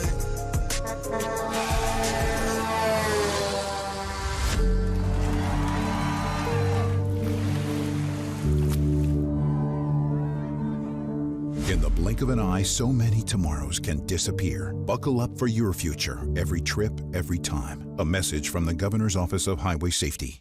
Beginning the morning you opened your eyes, we spent every waking moment preparing you for the day you'd leave our nest. Whether it's driving to practice or helping with homework, it's all prepared you for, what am I going to be when I grow up? Will you be ready? After much thought, I made my decision to take my talents to the IBEW Local 613. The International Brotherhood of Electrical Workers is not simply a job, it's a career. Visit IBEW613.org to begin a new future today. It's time for our MVP of Game 1 today. ConstructionCareers.com. It is quarterback Jontez Adams. He had a phenomenal game, 3 rushing touchdowns. I think the big one, though, was coming out of the second half. You break off that big touchdown run. Just talk about what you guys were game planning at the break and then how you were able to go out there and make that big play to get you guys going so Chapel Hill couldn't make that comeback. Honestly, us as a team, we talk with each other, try to fix all the little petty penalties and all that, and we just came out, and I'm determined, dedicated. And we came out so we can keep the momentum, and we came out and scored. Yeah, and this is a big debut for you. I mean, you played safety last year. You did some things at receiver, but you're taking over this quarterback position. Coach Woolridge talked about how that was a big emphasis of this offseason, your role moving forward. So just talk about what you saw out there just with Kewan back there, but then what you were able to do specifically with just the 3 touchdowns and managing the game. Honestly, being able to trust my O-line, being able to trust my brothers, because I know they got my back and I got their back, and we just come out, play together, play physical, and you win every time. Awesome. Well, we really enjoyed seeing you. We look forward to seeing what you'll do this season as well. Now we'll turn it over to Randy Beal for a special presentation. Thanks, Craig. On behalf of GeorgiaConstructionCareers.com and our brothers and sisters that we represent across the 86 counties of our jurisdiction, want to give you this award for the MVP. Congratulations. Thank you. There you go. So South Atlanta, after a historic school record season last year, they opened up with a big win over Chapel Hill. Your MVP right here at quarterback, the 3 touchdowns. Congratulations. Now go enjoy that weekend. All right, thank you, sir. Thank you. All right, we'll be back for game 2, Carver, Atlanta, and Riverdale.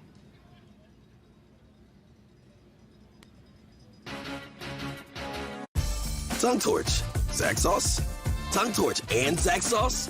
With Zaxby's Chicken Finger Plate, the question is not will you sauce those hand-breaded fingers? The question is, can you get extra napkins? Endless sauceabilities, only at Zaxby's. Hey Atlanta, we're the #1 certified used vehicle dealer in all of Georgia. Why? Quality vehicles, fair prices, and a really fun experience. With Beaver Direct, whether you purchase a Toyota, Ford, Honda, Nissan, Chevrolet, Lexus, BMW, Subaru, they're all certified. No one else can offer you that. Every vehicle gets a 164-point inspection, meticulous reconditioning, 12-month, 12,000-mile platinum warranty. Check it out at beaverdirect.com and see for yourself why Beaver Direct is #1. Will you please get off that phone? The struggle is real. The CBS 46 First Alert weather app's interactive radar tracks the storm. Let's go to the pool. Turning screen time Can I bring my phone? into quality time. The weather app for real life. Your friends are still building sandcastles, but you've already booked a hot air balloon foliage tour. Bold move for some, another day in the fall for you. Fall hard with a $3 medium pumpkin cream cold brew. America runs on Dunkin'. It's time to amp up the fun at your local Ford dealer during the final days of the Summer Supercharged sales event. You still have time to lock in your order on select Ford vehicles, and we'll lock in your rate. Even if rates go up before your order comes in, you're protected. So stop by your Ford dealer today during the final days of the Summer Supercharged sales event. Now lock in 2.9% for 60 months on the 2023 Bronco Sport and Explorer, only at your local Ford dealer. Zaxby's Chicken Finger Plate comes with 12 dippable, dunkable, do-it-any-way-you-wantable sauces. And a plate of our hand-breaded fingers. Oh, and don't forget the napkins. Famous fried chicken, endless sauceabilities. Only at Zaxby's. Welcome back to the Tailgate Show put on by GeorgiaConstructionCareers.com. I am Kaylee Mansell, joined by the Executive Director of the GHSA. It's Dr. Robin Hines. Dr. Hines, I'm going to spring something on you that you may not be happy to share with the audience, but I have to know, what does being a motorcycle enthusiast tell? What does it tell? What does it entail? Oh, what does it entail? Well, I guess you own motorcycles and you like to ride and take trips, which usually involves food, going. And my wife and I have been doing it for a really long time. And, we love the twisties up in the mountains and that sort of thing. So that's what it means for us. Does it require wearing a leather jacket? Because that's what I imagine it does. I usually don't. I would love to see you with a leather jacket on, to be honest. I've got one you can borrow. Well, no, I have plenty. I'll see if I can make that happen. Next game, I better see you in it. Okay. When we got to talk to Jasper Jewell earlier, one word that I liked that he mentioned was exposure.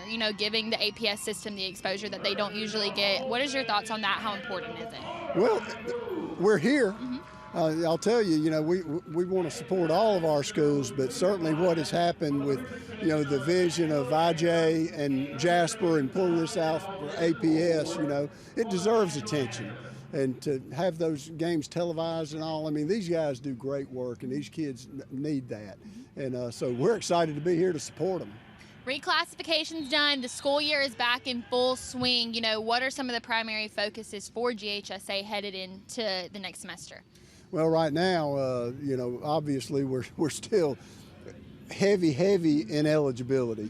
People trying to become eligible, and that takes most of my time. I'm kind of over that in my office. Me and another guy, Carol Wright, do that, and it's full time all the time. But it's not just football. We've got cross country going, but softball is in full swing. So we'll get a break about June.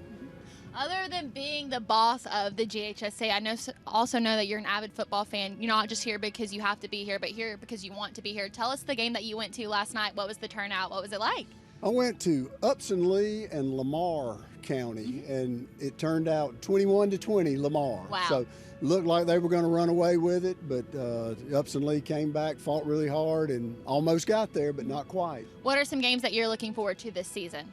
I take it 1 week at a time. I hadn't looked at I next know, week's man, schedule. like you in your position, that's all you can do, right? Yeah, we try to hit as many as we can. You know, we'll get 2 or 3 games a week, and it really, you know, of course, we want to show up and support our coaches and athletic directors and that, but we just love football, and you know, I think that's important for this job. Absolutely, especially being out here today in the heat. You know, all we can do is give these players our support, and thank you for your support. We wouldn't be able to do this without you, so thank you for always joining us, always being a great person on the show. We love to have you. Well, the pleasure is mine, and I just appreciate all that you do for high school athletics and primarily football. It's a big deal, and it deserves all the attention that it receives. Yes, sir, but now our attention turns football, so we've got Carver, Atlanta, and Riverdale coming up right for you guys, so make sure to stay tuned.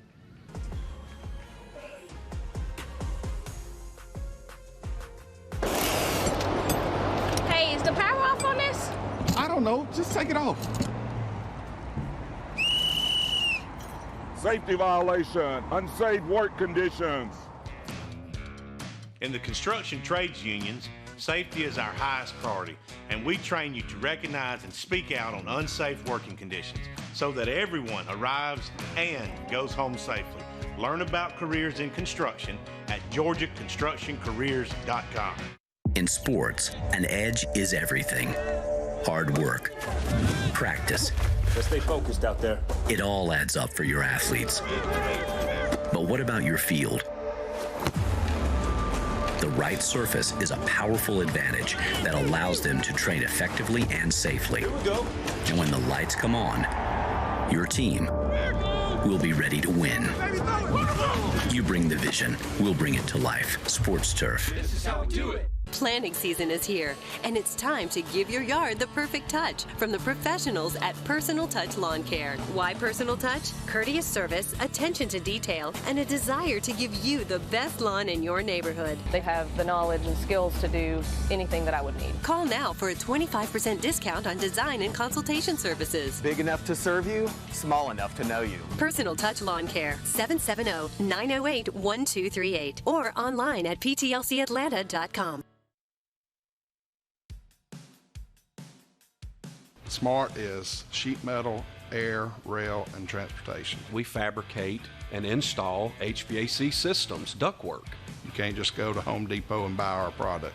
You have to build our product. If you can dream it, we can build it. That's our motto. Our sheet metal workers are really proud of that work. They want to look back and go to a Falcons game with their family and point up to show what they did.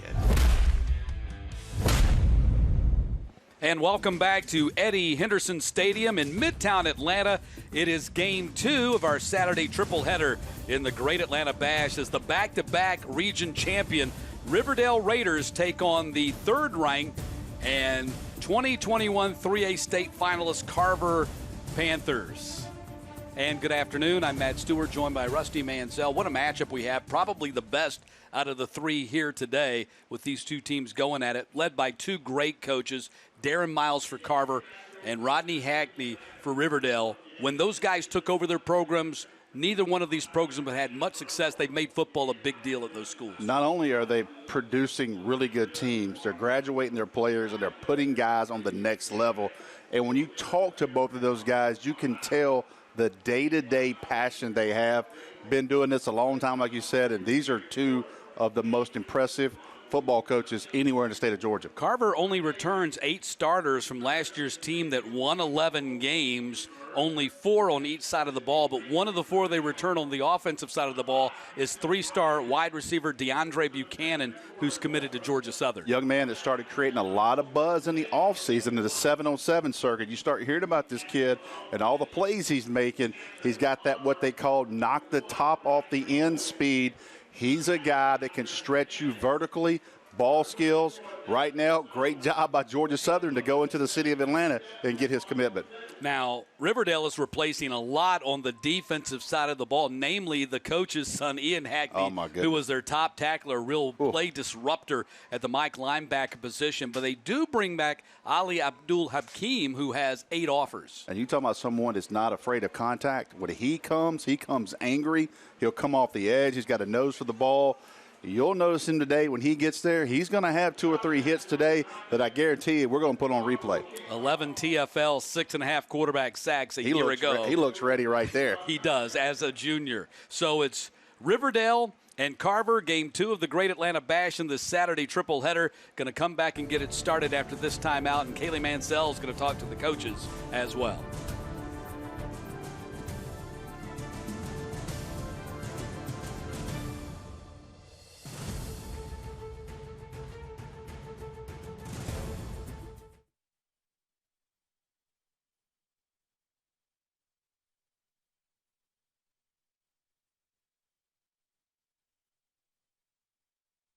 Doesn't matter if this leaks. It don't matter to me. Can't see it from my house. Illegal use of hands and improper training. GeorgiaConstructionCareers.com has 14 different highly skilled construction trades with tuition-free training and our certified apprenticeship programs to train you the right way.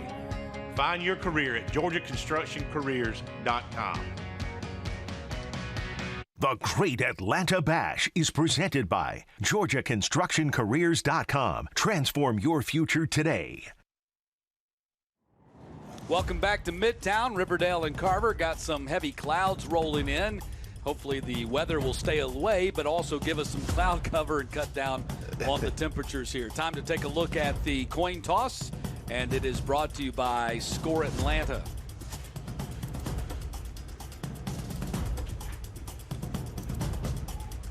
Neither team will be upset with cloud cover, I can tell you that.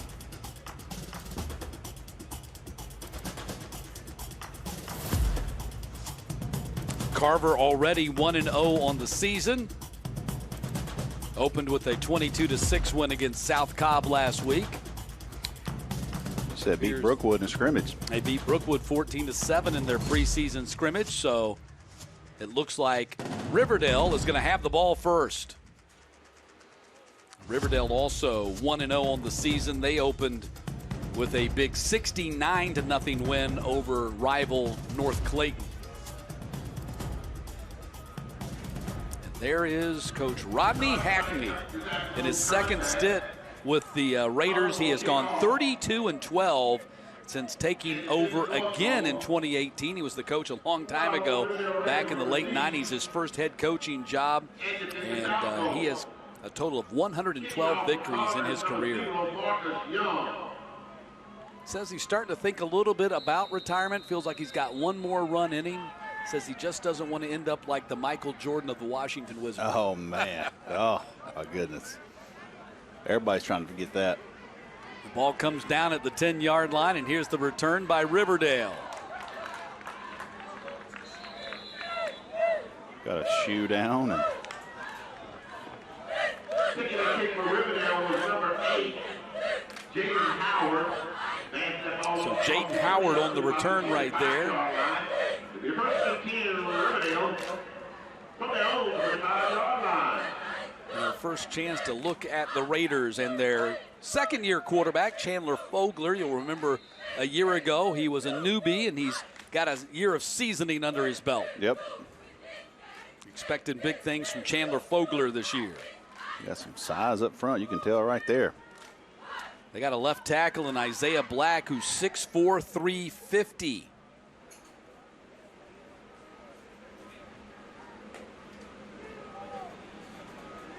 Chandler Fogler, 6 foot, 182 senior. Octavius Eisen, number 3 in motion, gonna throw the ball, and it's intercepted on the first play at the 40-yard line, picked off by Joshua Stone. Man, they go RPO. The ball just sails on him right here.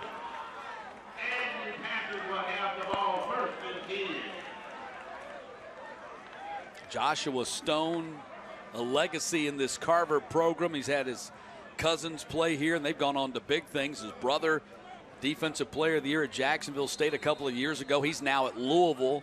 And Joshua Stone following in their footsteps. Comes up with a big interception to get the ball to the Carver offense. See if Carver takes a shot right here. Bryce Bowens is their returning quarterback, 6'1", 200 senior. Led him to the state finals a year ago. He's been offered by Gardner Webb.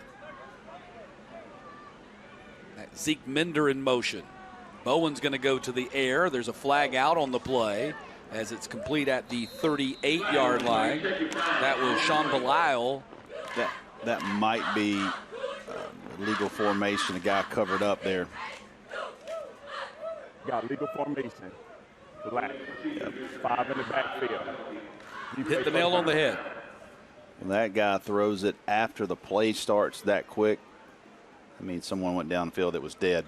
Game officials presented by the Governor's Office of Highway Safety. Andre Lipscomb, our referee, and here's the rest of the officials working game 2 of this triple header on this beautiful Saturday, final Saturday of August. College football season, week 0 starting today as well. Yeah, how about that? Oh. High snap, and Bowens is going to be dropped for a big loss. That was Amadeus Morris, the 6', 210 junior defensive end. Yep, that play is thrown off by the bad snap. Throws the timing off of everything. Here's a look at the Riverdale defense. Is brought to you by Personal Touch Lawn Care. They go Morris, Taylor, and Langston up front. Abdul Hakim, Torrance, Hill, Ryan, and McCray are the linebackers and the dogs. Then Kotson, Walker, and Ward in the secondary. Show blitz and bail. Bowen's throw, short. Flag down. Looking for DeAndre Thurman, who actually played for Riverdale last year, now transferred to Carver. So going up against his former teammates here today.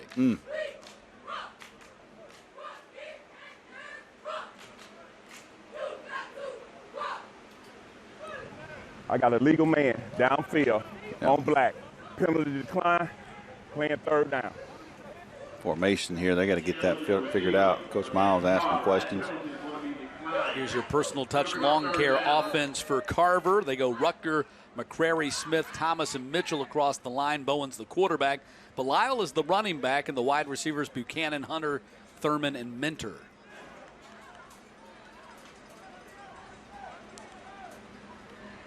Third down and 19. Carver Panthers have gone in reverse since that interception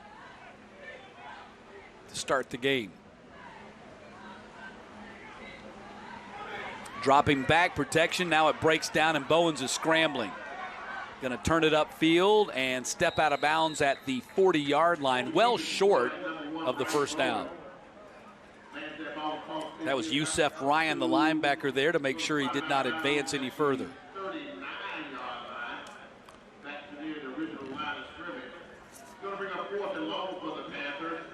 See Yusef Ryan, one of the returning backers. They're replacing Ian Hackney, as we mentioned, the coach's son. That's a big loss for them. Ian, now at Lincoln University, suffered a broken collarbone in preseason practice there as a freshman. Coach Hackney said he wanted his son to redshirt, but not like that. No. Ball's going to come down inside the 5-yard line, and were they able to down it? No, there's going to be a touchback. That was great pursuit on the punt coverage team by Shingo Weems. And did they mark it at the 1? They're going to mark it at the 1-yard line. How about that? That thing checked up, man. Great punt and even better coverage. And Riverdale's going to be pinned in at the 1-yard line. Watch this play right Watch here. Watch it check up right there. Wow. Good job, young man. Wow. Super play. Riverdale pinned deep at the 1 will step aside and come back with them on offense.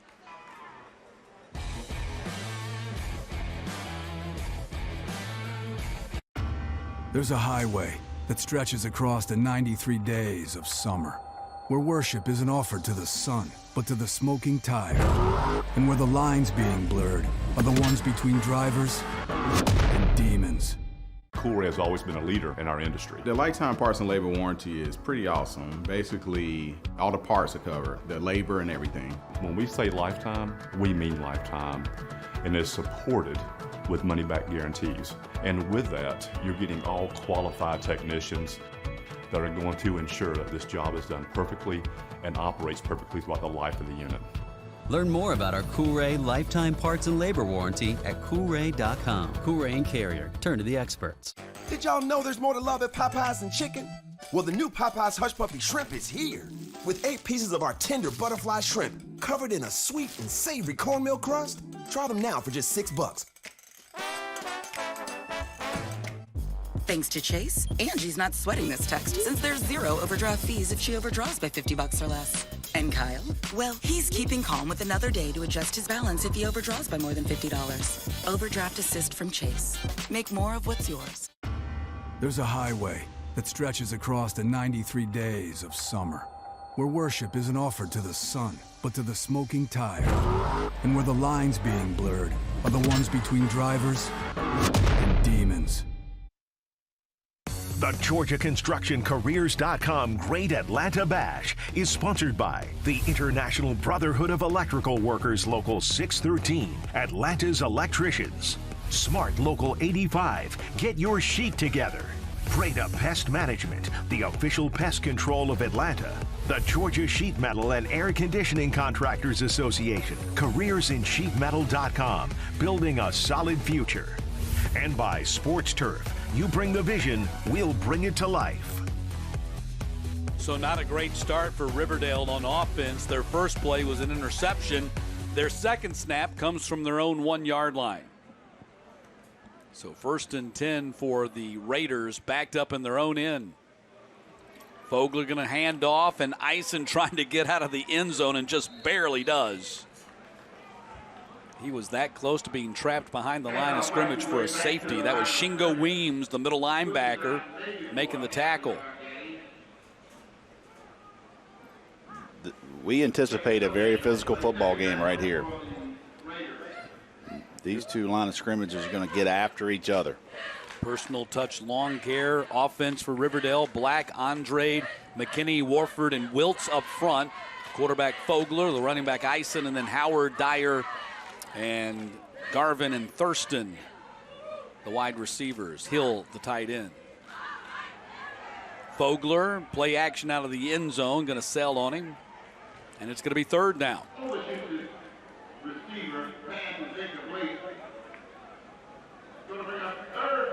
Looking for Jaden Howard, the sophomore, as we take a look at the defense for the Carver Panthers. Hines, Smith, and Clemens up front, along with Smith. You got 2 Smiths up there. Adams, the linebacker, with Weems. Murray and Kemp are the corners. Hunter, Stone, the safeties, and Dowdell is also the will linebacker.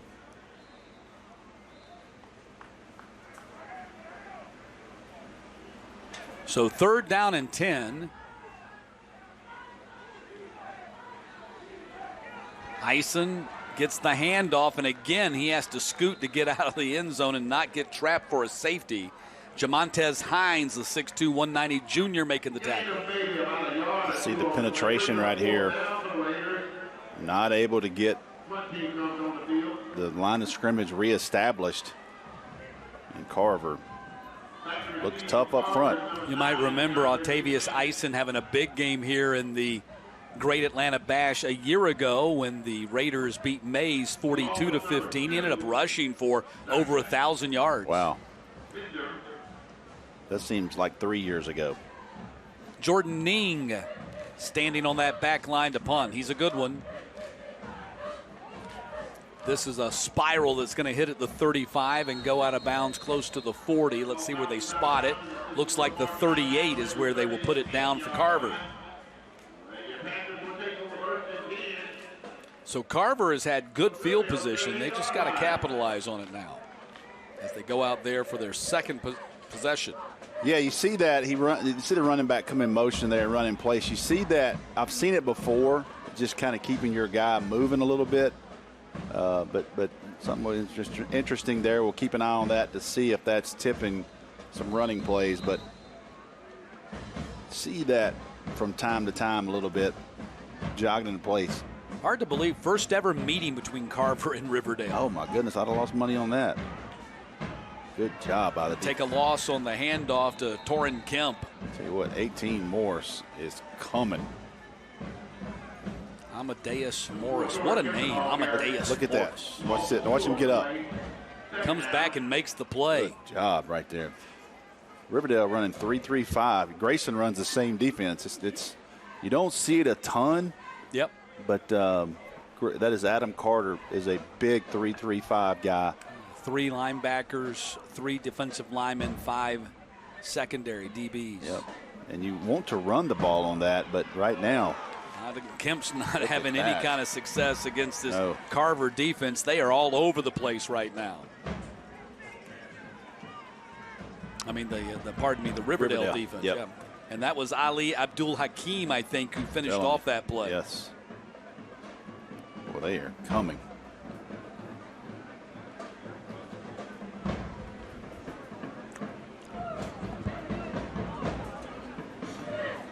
So 3rd and 16. Ball at the 44. So Carver has gone in reverse here. Both times they've had the ball. Bowens looking deep to this near side, and it's caught at the 20-yard line. Nice ball. Inside the 10. That's a touchdown for Carver. Man, what a Zeke nice ball. Minder with the touchdown catch, 44 yards, and the Panthers have the lead. This is a nice ball. Nice protection right here. Good job by the O-line. And that ball is on the money. What a spiral, tight spiral. Outside shoulder. Look at him drop that in right there over the defender. Beautiful spiral from Bryce Bowens. Nice and ball. Nice catch by Zeke Minder, the 5'9", 175-pound senior. Going for 2 right here, and they get it. On the handoff to Sean Belisle, and an 8-0 lead for Carver. That was quick. Riverdale had all the momentum. Yeah, they were going backwards, and then they hit them with the big play and score. So an 8-0 lead for the defending state finalists, Carver Panthers. Good start here in the Great Atlanta Bash. Beginning the morning you opened your eyes, we spent every waking moment preparing you for the day you'd leave our nest. Whether it's driving to practice or helping with homework, it's all prepared you for, what am I going to be when I grow up? Will you be ready? After much thought, I made my decision to take my talents to the IBEW Local 613. The International Brotherhood of Electrical Workers is not simply a job, it's a career. Visit IBEW613.org to begin a new future today. Let's get it. Get it. Yo, you know we're not shooting threes, right? Definitely not shooting threes. Introducing Gatorlight. Let's go. Stick and move. Rapid rehydration. Ready, Day? Let's do this, Ryan. Plus a specialized blend of 5 electrolytes. Game day. See, you learn quick. Watch out. You rehydrate well, too. Gatorlight. Rapid rehydration. All G. The GeorgiaConstructionCareers.com Great Atlanta Bash is sponsored by the Atlanta Journal-Constitution. It's worth knowing what's really going on. The Governor's Office of Highway Safety. Seatbelts save lives. The Governor's Office of Highway Safety reminds you to buckle up before every trip. Gatorade. Fuel tomorrow. The Mechanical Trades Institute. The best-kept secret everyone should know about. And by Personal Touch Lawn Care. The smallest details make the biggest difference. 8-0 lead for the Carver Panthers. 44-yard touchdown pass from Bryce Bowens to Zeke Minder to get Carver on the board first here in the Great Atlanta Bash. Matt Stewart along with Rusty Mansell. Marcus Young set to kick it off here for Carver. Kick coming down at the 16-yard line, close to the sideline. I think he stepped out. Jaden Howard stepped out at the 20-yard line.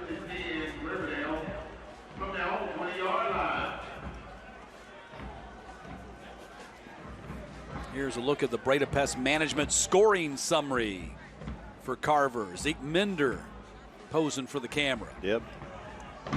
Great ball by Bowen. Just couldn't defend it the way he threw that. Another one of those drives where the actual scoring touchdown was longer than the drive because they had lost 6 yards on the possession until hitting the big play. So Riverdale back on offense from the 20-yard line. Eisen gets the carry, and he's hitting the backfield, is able to surge forward for a couple of yards on the play. That was Achilles Smith who hit him first. Flag down. Eisen got only 3 carries. Face mask. Flag. 15-yard penalty. Go to play. First down. So that'll be a first down for Riverdale. I was going to say Eisen had only 3 carries for over 100 yards in that 69-0 win against North Clayton last week. Whew. Coach Hagney said he told Cap Burnett, who's the coach there at his alma mater, North Clayton, he said, look, he didn't want to score that many points. He was playing JV guys.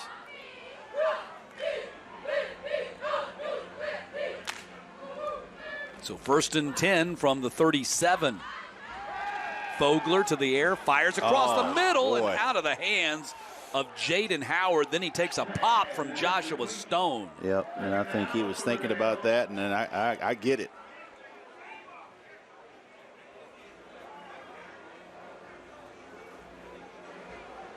Yeah, you got to have that one.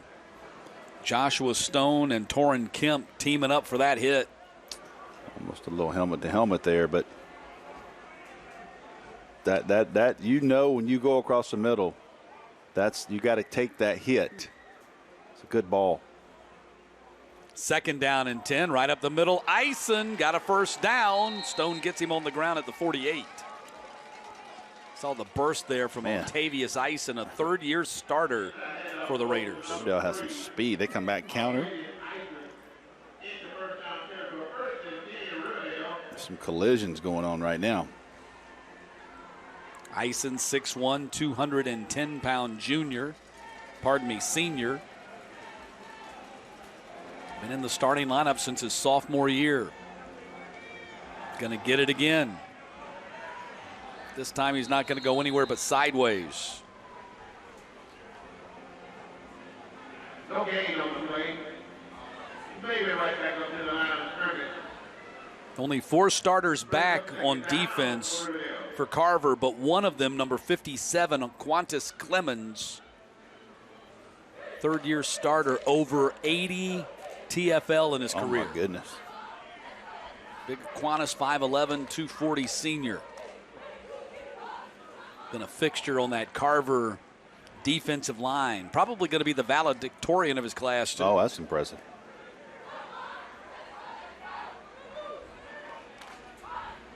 Second down and 10. Play action. Fogler fires, and it was caught at the 38-yard line. So Jaden Howard coming back and making a fine catch. Yep. Come back the other side, flip formation, run almost the same route. Yep. Slides underneath that. Good catch. You can see the difference in these offenses where you have these returning quarterbacks. Oh, it's huge. Huge deal. Got a lot of momentum. Working in synchronicity. 1st and 10, ball at the 38-yard line.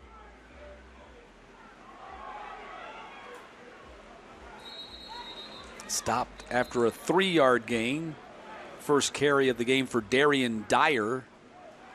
5'10", 175 sophomore, who also subs in, actually is a starting wide receiver and subs in as the number 2 back. I tell you. Got to cross-train. You got to cross-train. And I love, you talked about this earlier, I love these guys that are playing multiple positions, playing both sides of the ball. If you got a guy, let's make our team better. Give him as many reps as he can handle right now. Love it. 2nd down and 9 coming up. Line to gain is the 28. Nice drive put together here by Riverdale. In the air and caught at the 19-yard line. Eisen goes up and gets it. I believe that's the play they ran on the first play of the game that ended up in an interception. This time he doesn't sell it. H-back right here comes up the seam, and this time he's able to hit him. We got a timeout. Timeout called by Carver.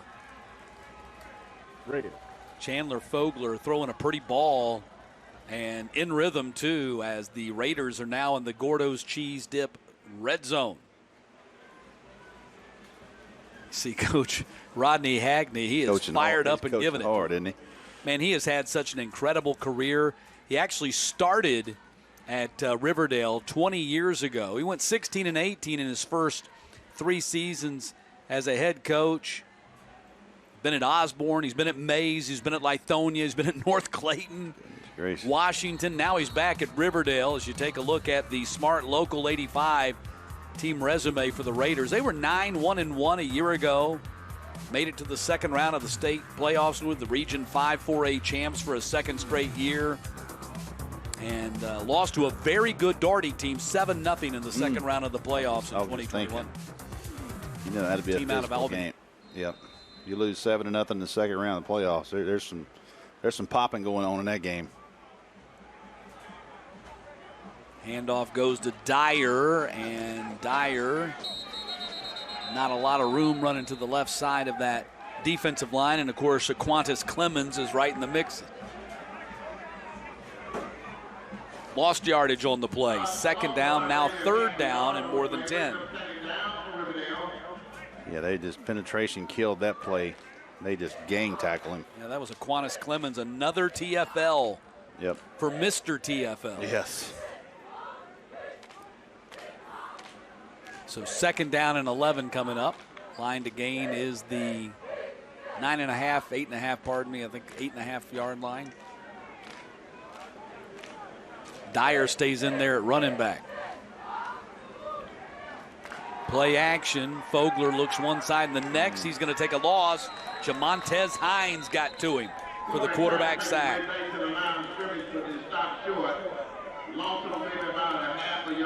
Yeah, you got to kind of have that clock in your head. 1,001, 1,002, 1,003. You got to do something with it. Let's go 1,001, 1,002, 1,003. You got to turn it loose. Jamontez Hines, a second-year starter, one of the 4 returning starters for the Panthers on defense. 6'2", 190 senior. Now it's going to be third down and 13.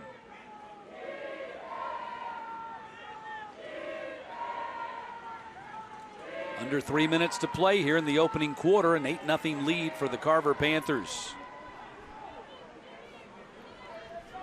1-0 in the season, opened with a 22-6 win. What a run they've been on. 2020 quarterfinals, 2021 state finals. Lost to Cedar Grove. Eisen stops in the hole, and he's going to be driven back. Just great pursuit by that Carver defense. And it's fourth down. Yeah, just don't let him get going. They're on him. Good job by him to make the first guy miss, but just too many Carver defenders there. They're going to try a field goal. So Marcus Young, actually, let's see who's there. Pardon me, looking at the wrong board there. Jordan Ning is going to try this. And Ning is a guy that came on really strong last year. Got a great leg. So this is going to be a 40-yard attempt for Jordan Ning, the senior. Very dedicated to his craft, goes to all those summer camps. And the kick is up, and the kick is going to be wide to the left. So Ning had the distance, but it comes up wide to the left, and Riverdale remains scoreless.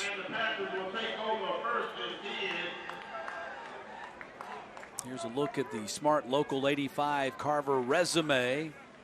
12-3 their record a year ago. Got to the state championship game. So 2 of their 3 losses to Cedar Grove, lost to them in the regular season, then lost to them in game 15 at Georgia State Stadium. And I don't know how many people could beat Cedar Grove last year at the end of the year because they were rolling. And Darren Miles, their head coach, now in his 18th season, 120-67 his record. Wow. Great guy. Yeah, great guy, one of the best coaches in the state, too. He's taken that program and built it from nothing into a state championship contender. Bowens going for the home run and nearly intercepted out there on the far side. That was Trent Coxon, the cornerback.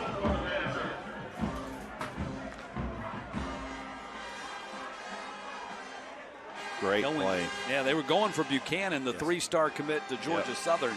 He's on top of him. Ball a tad bit underthrown. So 1st and 10, make it 2nd and 10 following the incompletion. Pass complete. That's going to be a 8-yard pickup on the play. Quintus Adams with the catch.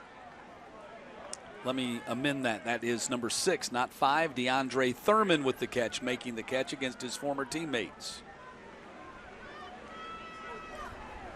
It's got to be a little bit weird. I don't care how close and tight but that's got to be weird. A little bit. How about a whole lot weird? A whole lot weird, yeah. 3rd down and 3. Trying to run it for the first down. Will not get there. My man there. Belial gets stopped in his tracks, and once again, it's Amadeus Morris with the TFL. Man, look at him get off the block right there. Good job. How about the quarter for Amadeus Morris? A sack and 2 TFL in the first 12 minutes of the game. And I'm telling you, he was on a pressure a while ago. He didn't get there, and he blew the guard up.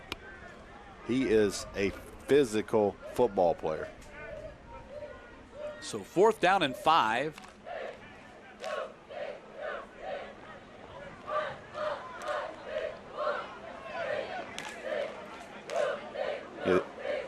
DeAndre Buchanan is the punter on the final play of the quarter. He lets it fly, goes over the head of the return man, and it's going to be down at about the 39-yard line, and that is where Riverdale will be on offense when we come back and get the second quarter started. State finalist Carver out to an 8-0 lead here in the Great Atlanta Bash.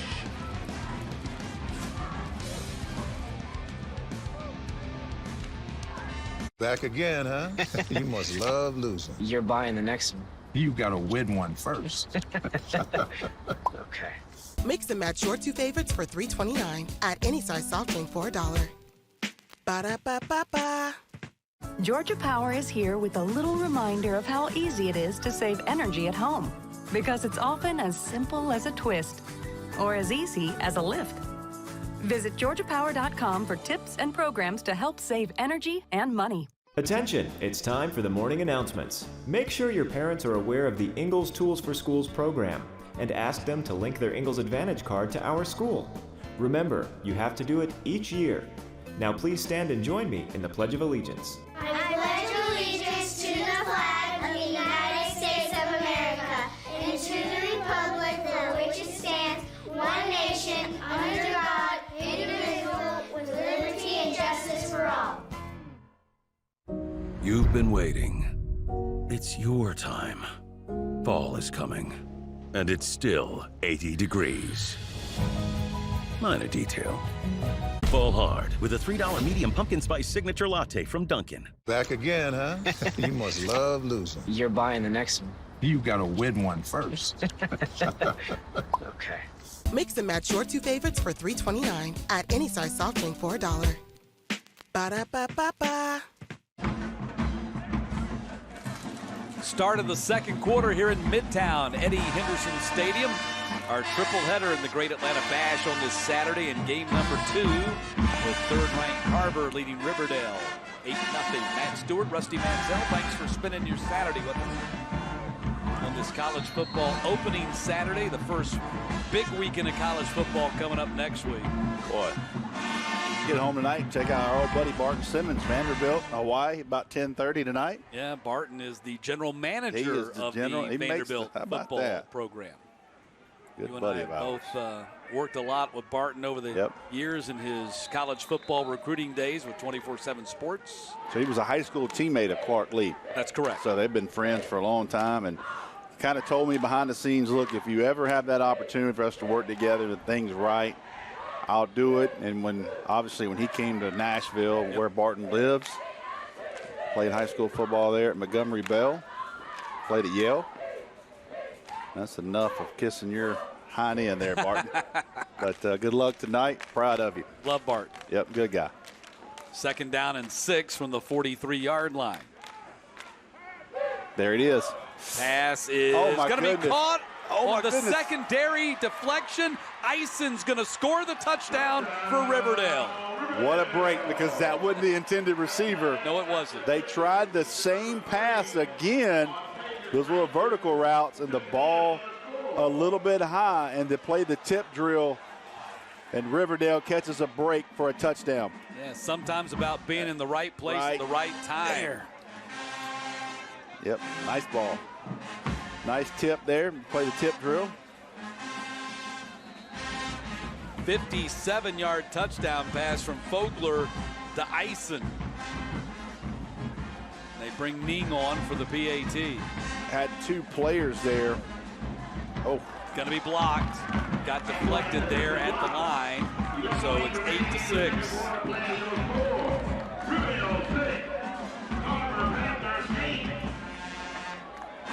You had 2 guys that close together. You know, the quarterback may tell us he was trying to throw it and the crosser tipped it. Regardless, it ends up as a touchdown. You see 2 guys, the seam route right here. It deflects off the hands of Dyer. Now, is he trying to throw it and Dyer tipped it, or regardless, it's a touchdown? Through the hands of Dyer into the hands of Ison for the touchdown. Goes 57 yards for the score. Just like that. Riverdale has cut the Carver lead to 8-6.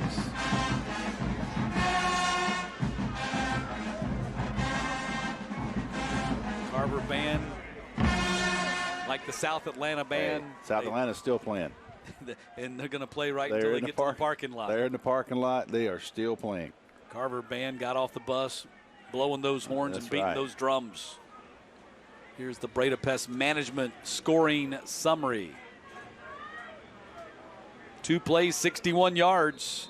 And Ison, whether intended for him or not, is the receiver of a 57-yard touchdown catch.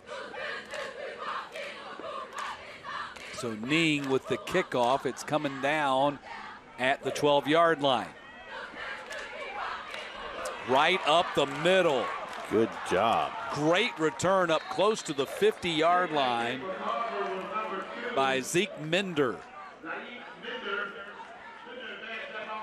This is what you want to do. You get north-south in a hurry. Look, he's continually going north-south. He makes some good moves, slips a guy there, but he got up the field in a hurry, and that's what you teach your kick returner. Here's the Breda Pest score ticker for you. You can keep up all the scores from last night. You missed them. Denmark bouncing back and beating Cambridge last night after Denmark had lost to Roswell in their opener. North Forsyth also bouncing back from their Corky Kell loss to beat Forsyth Central. Good job there. Swarming defense. That is a sign.